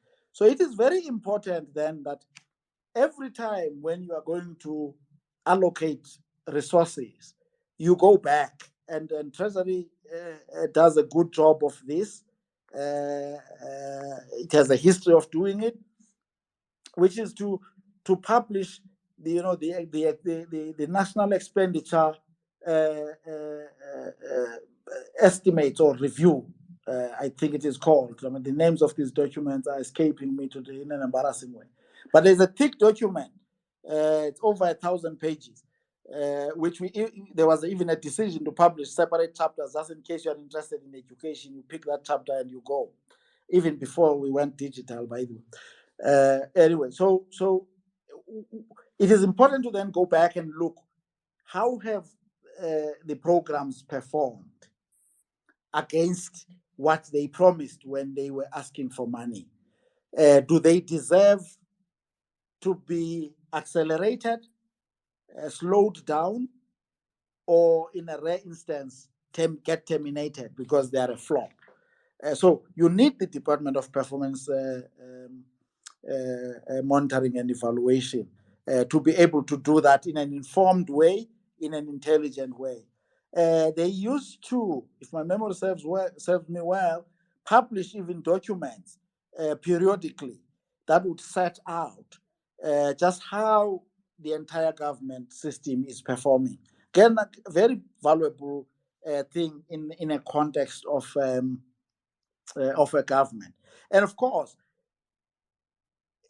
where problems are identified, interventions such as something that happened long after I left government, Vulindlela, the Vulindlela system, which means opening the way. You can say, paving the way or changing things for the better. If you can give all sorts of good translations to the name, but such programs then can be targeted, influenced by the findings of performance monitoring and evaluation to say that part of government is not working well, yet it is so important to the success of this government.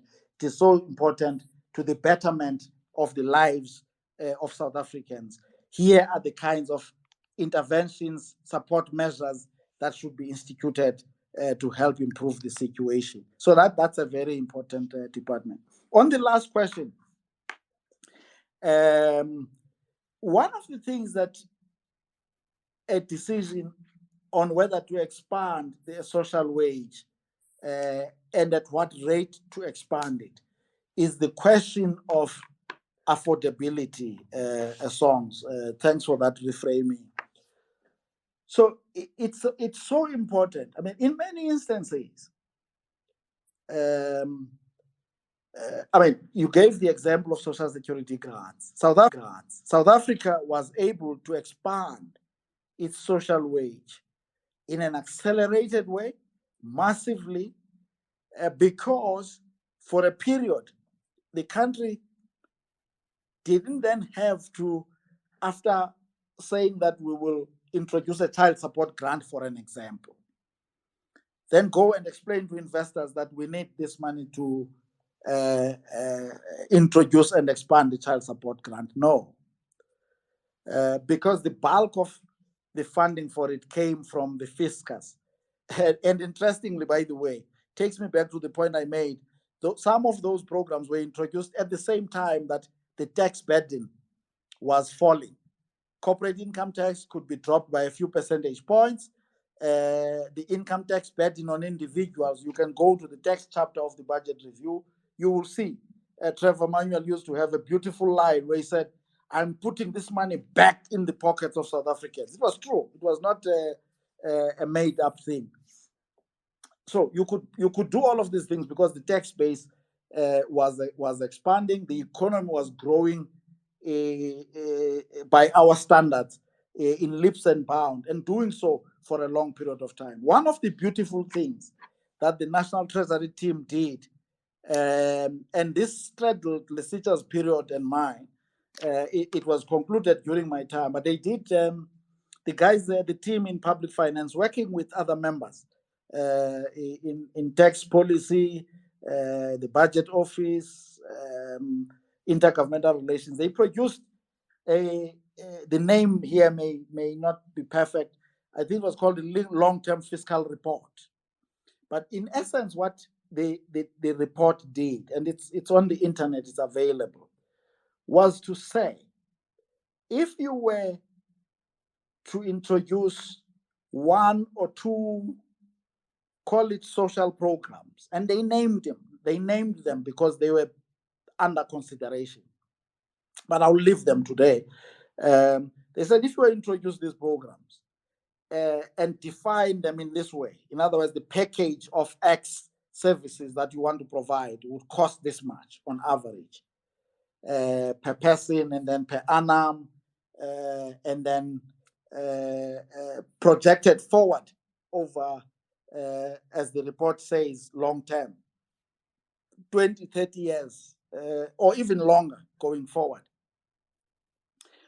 By how much should South Africa's GDP grow by each year, or on average over the same period, for the country to be able to introduce what the report calls a structural change in expenditure, step change in expenditure, in other words, of the sort that was being contemplated, whilst affording to keep debt either stable or to be able to reduce it.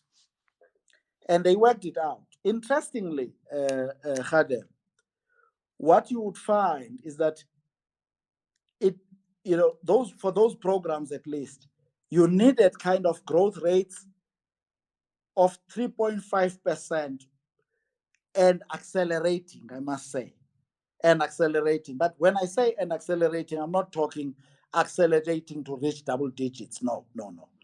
But accelerating to reach 5, 6, thereabout, over that period, more or less, to be able to afford such programs sustainably. What's the takeaway from that?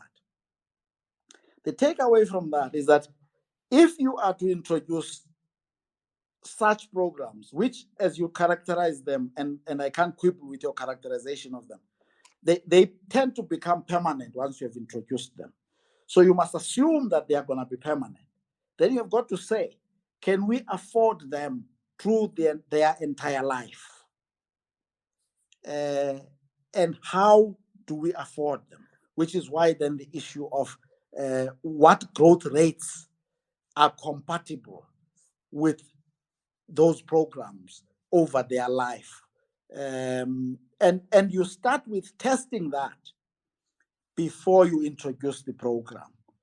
And if you come to the conclusion that, hang on, they require 3.5% plus.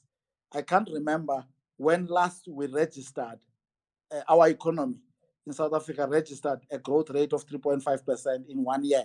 I'm not talking in 1 quarter. So you immediately then start to say, hang on, maybe these programs for now, and I will qualify and say for now, may not be within reach, may not be affordable, certainly not sustainably. But look, there are many variables you can bring into the equation that can change that. But the question of affordability, which is directly connected to the rate at which your GDP grows, becomes important, which makes perhaps one of the most important points, if not the only important point, I will leave this august gathering with tonight. Very important. What is that point? The point being that if our economy were to grow at rates of, let's say, 3.5, 4% consistently over the next while, there are many things that we can be able to accomplish.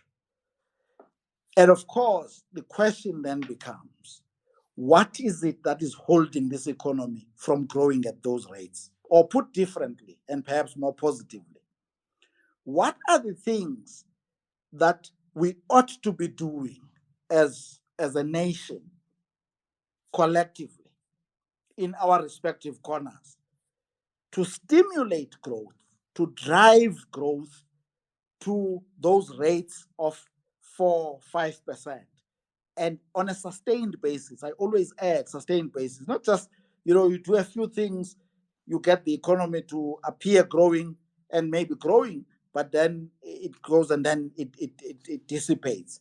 You need that growth sustainably so that you don't introduce a policy change on the back of that growth and then that growth disappears, but the policy is there permanently.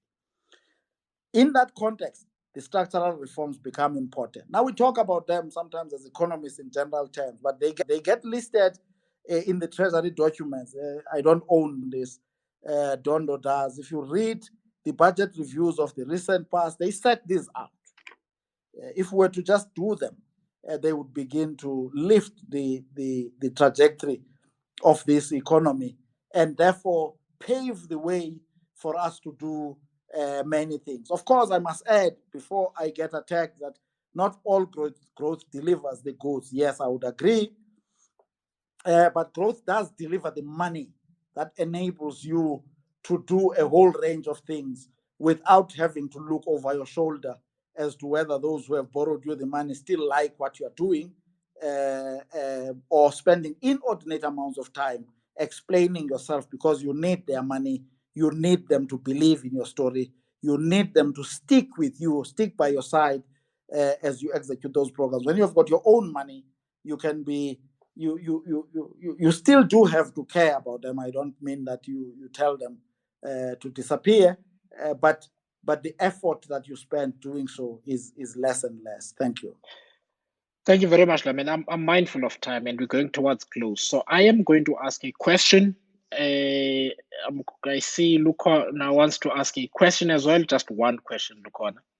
And then I am then going to thank you and do some closing remarks. But what I'd like to ask you in closing, if you were to suggest 2 or 3 documents from National Treasury in particular that you wish South Africans would familiarize themselves with and look them up regularly when they become available on the Treasury website, what would those be? So that all of us, are as informed as possible of the issues on which government is deciding and borrowing and also spending money.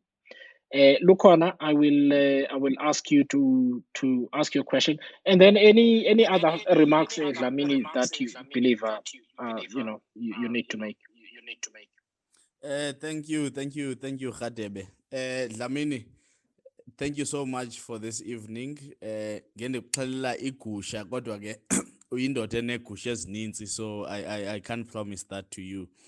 My question is very straightforward.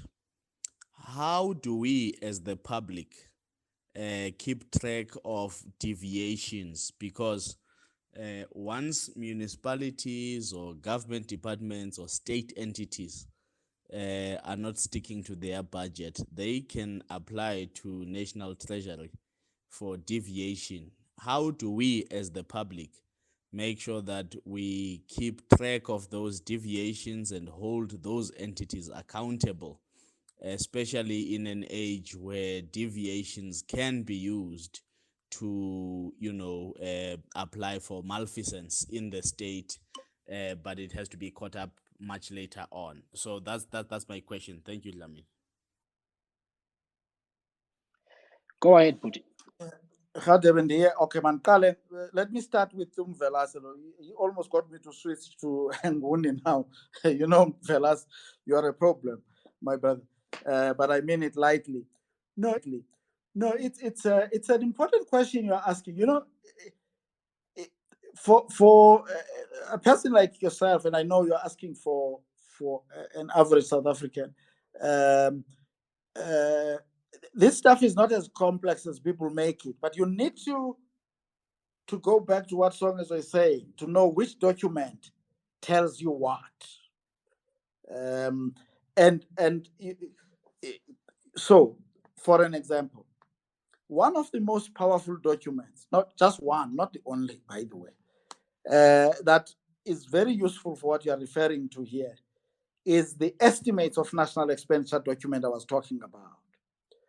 Because most people don't understand it. If I remember well, it produces something like a time series for 7 years. In other words, historical data on a department's expenditure, plus non-financial data, by the way, relating to a department. And then it will produce a budget for that given year and estimates for the next 2 years. I may be wrong about the number of 7 or whatever, but the essence of what I'm saying is correct in terms of what it contains. So you can see this department had this amount of money, and in year, then you must go and find, there's a document that gets published in October. Many people don't pay attention to it. It is called Adjusted Estimates of National Expenditure. Now, the names may not be quite what I'm saying, but if you type this on the internet, in your internet search, it will come up, the document, by the way. Because then what you must do is you put that estimate of national expenditure, and against it, you put the revisions to it that were effected in October. And then you get to, depending at the time when you want to make the comparisons, Velas, you can go to the new budget review or the new estimate of national expenditure. I don't know if I'm making sense. What that does is you can go then and compare in each one of the years for which data were published on expenditure, on non-financial data. How do these compare? How have these been revised? Now, if you are an academic that I know you to be, even if you may have left the trade now, which I suspect to be the case, but still the mind is that one of an academic nevertheless. You can then go to the tables. The annexures are very rich at the back in terms of some of the information that you need to juxtapose against all of this data. Now, A lot of people then what they do, Velas, is not to go then to the strategic, sorry, forgive me, getting tongue tied now, to the strategic plan of a department and the annual performance plan. Now you can see how many documents this system has. But what you then do in the strategy of a department and the annual performance plan, the department has got to put measures, right? It has got to say, we have been allocated 500 million for this. With it, this is what we would be able to achieve. Now, if you put that against the annual report of that department, when the department has now finished the year, let's say it spent all of the 500 million. What you would expect is that the targets that it set there, output targets and outcomes in some cases, would have been achieved fully or even exceeded. In a few instances, maybe underachieved. In which case, you then have to ask the question, how come you spent 500 million, but you achieved half the outputs or outcomes? Then the department can say, look, we were very optimistic on prices, or you can begin to say, hang on, something has happened here. Now you can go back to the procurement documents if you are curious. Now, the procurement documents, of course, are not accessible to the public, but certain people, by the powers that they have in terms of the law, like the Auditor General, can ask for them. And to a degree, Parliament has got a way to pierce through that and understand what it's. I hope that answers you, Velas. You know, Songs, what that has done is to make me touch on some of the documents, which is to answer your question. But if you were to ask me which documents are very important, no, maybe that's wrong. Each document is important, but it serves a particular purpose. The ones that I think I like and are very important for people who just want to understand how the government system works, it's the MTPPS, the medium-term budget policy statement, the medium-term budget policy statement, usually published in October of a year, talking about the budget for the future year in policy terms. Very nice read, very short. It's written very professionally. Even if I have to say so myself, now that I left the treasury, I can say so because it's written by my colleagues that I left there. Then the budget review. It's a beautiful document as well, because it starts by explaining, by the way, the expectations of the Treasury on the economy, the performance thereof, and what assumptions they are making. And of course, it builds nicely to, fiscal policy, tax policy, and talks about expenditure. Completes the entire process. But of course, it is not as rich in the detail of sectors or departments as the estimates of national expenditure that I referred to. Now, what is important then, Songs, I will end on this. Government being government, it's a creature of laws. Government is a creature of law. So it's always very important. And I found I used to have these conversations with you, and we continue to have them. Many people miss things in government because they don't think about outsiders, I'm referring to, because they don't think about what's the law in terms of which this is done. Does the law allow what is being done? And a lot of the time, if you were to start, I mean, this applies, by the way, I'm sure there are journalists here, people who ply that very important trade. If you just do that, always ask yourself, could it be that there is a law that allows what is being done or that prohibits it? You would be so effective in playing a role as a fourth estate, as a player in the social media space, as an opinion maker, because most things that happen in government happen in terms of a law. Most failures entail a violation of a law. So if you point to that, before you realize it, people trick and they get exposed.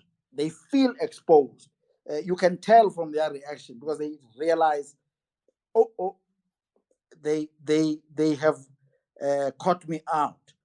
In isiXhosa they say umqolo uphandle. Thank you very much. No, thank you very much, Lamini. I think, there are lots of questions and issues to discuss on this topic, but I'm also mindful of the fact that we're going on almost 3 hours of this conversation, and we do need to give you and everyone who's been patient to join in and to listen to this conversation and an opportunity to do other things and take some rest. So I want to thank you very much and thank everyone who participated and listened. I think there are some takeaways from this conversation. The first is the last point that you made, which is that everything that happens in government is done in terms of some law, and if it goes wrong, it then goes wrong because some law or aspect of a law policy has been broken, and I think that's very important. The second thing is that I have taken note of the documents that you've said that we should pay attention to. I certainly will tweet links to some of the latest of those documents. But if there is a year in which colleagues or people who were part of this conversation are interested in, you certainly can look at that year. I remember, I think it was in 2013, realizing that government accounts are almost the same as business management accounts, because in the police budget, the estimates of national expenditure in their strategic plan, there was significant provision for shooting ranges and gyms. And there was a certain police commissioner at the time who wanted stomach in and chest out. So that's where you see those priorities from the political heads at a policy level into the budget. And the last point I'd like to say as a takeaway is that what you have shown us is that all of the institutions of government need to work and do their job. All of the officials need to do their job. It's not just up to Treasury. And even the putting together of the budget is an extensive and long process of discussions and trade-offs and eventually approval by cabinet. And certainly a framing I have never had before in my head is that when the finance minister stands on that podium in parliament to deliver the budget, he or she is rising on behalf of cabinet and all of these stakeholders in provinces and others who have been part of that process of putting together a budget. So thank you very much, because we seek to gain a deeper understanding of these issues in these conversations. So I want to thank you very much, Lamin, and to thank everybody who's been part of this conversation. Thanks, Radebe. Thanks, Songs, and thanks everyone. I mean, for your patience. As Song said at the opening or beginning of this, there's a chance that some of it was below the level at which you operate. We appeal for forgiveness. It was deliberately tailored to be like that. If you want a challenging one, ask Songs to set it up, and we can come with all the complex and interesting terms that relate to public finance or economics. Thank you very much. And thank you. I mean, the last point I want to make to everybody. So one of the reasons I chose somebody who's no longer at Treasury is because there are many pressing issues at the moment that the Treasury is having is being pressed to provide and to do. And I certainly didn't want this discussion to be about those issues. And I'm not saying they're not important. They're very, very important. But at this point, I just wanted us to discuss a basis. Next week, we are going to discuss monetary policy with somebody who is equally knowledgeable. That person will be from the South African Reserve Bank, and they will help us to understand all of these issues. We are able to podcast these conversations. So we're going to download the recording. I'm going to send it to a sound engineer to clean up, and then I am going to podcast it. So please watch out on my timeline, as well as this account that Dlamini is using to talk to us. It is my account, so it's an alternate account for me to interview people on, but I will also use it post the podcast and to post some of the documents that are of interest as we talk to various people to educate ourselves and to broaden our knowledge. So thank you very much. Thank you, and have a good night.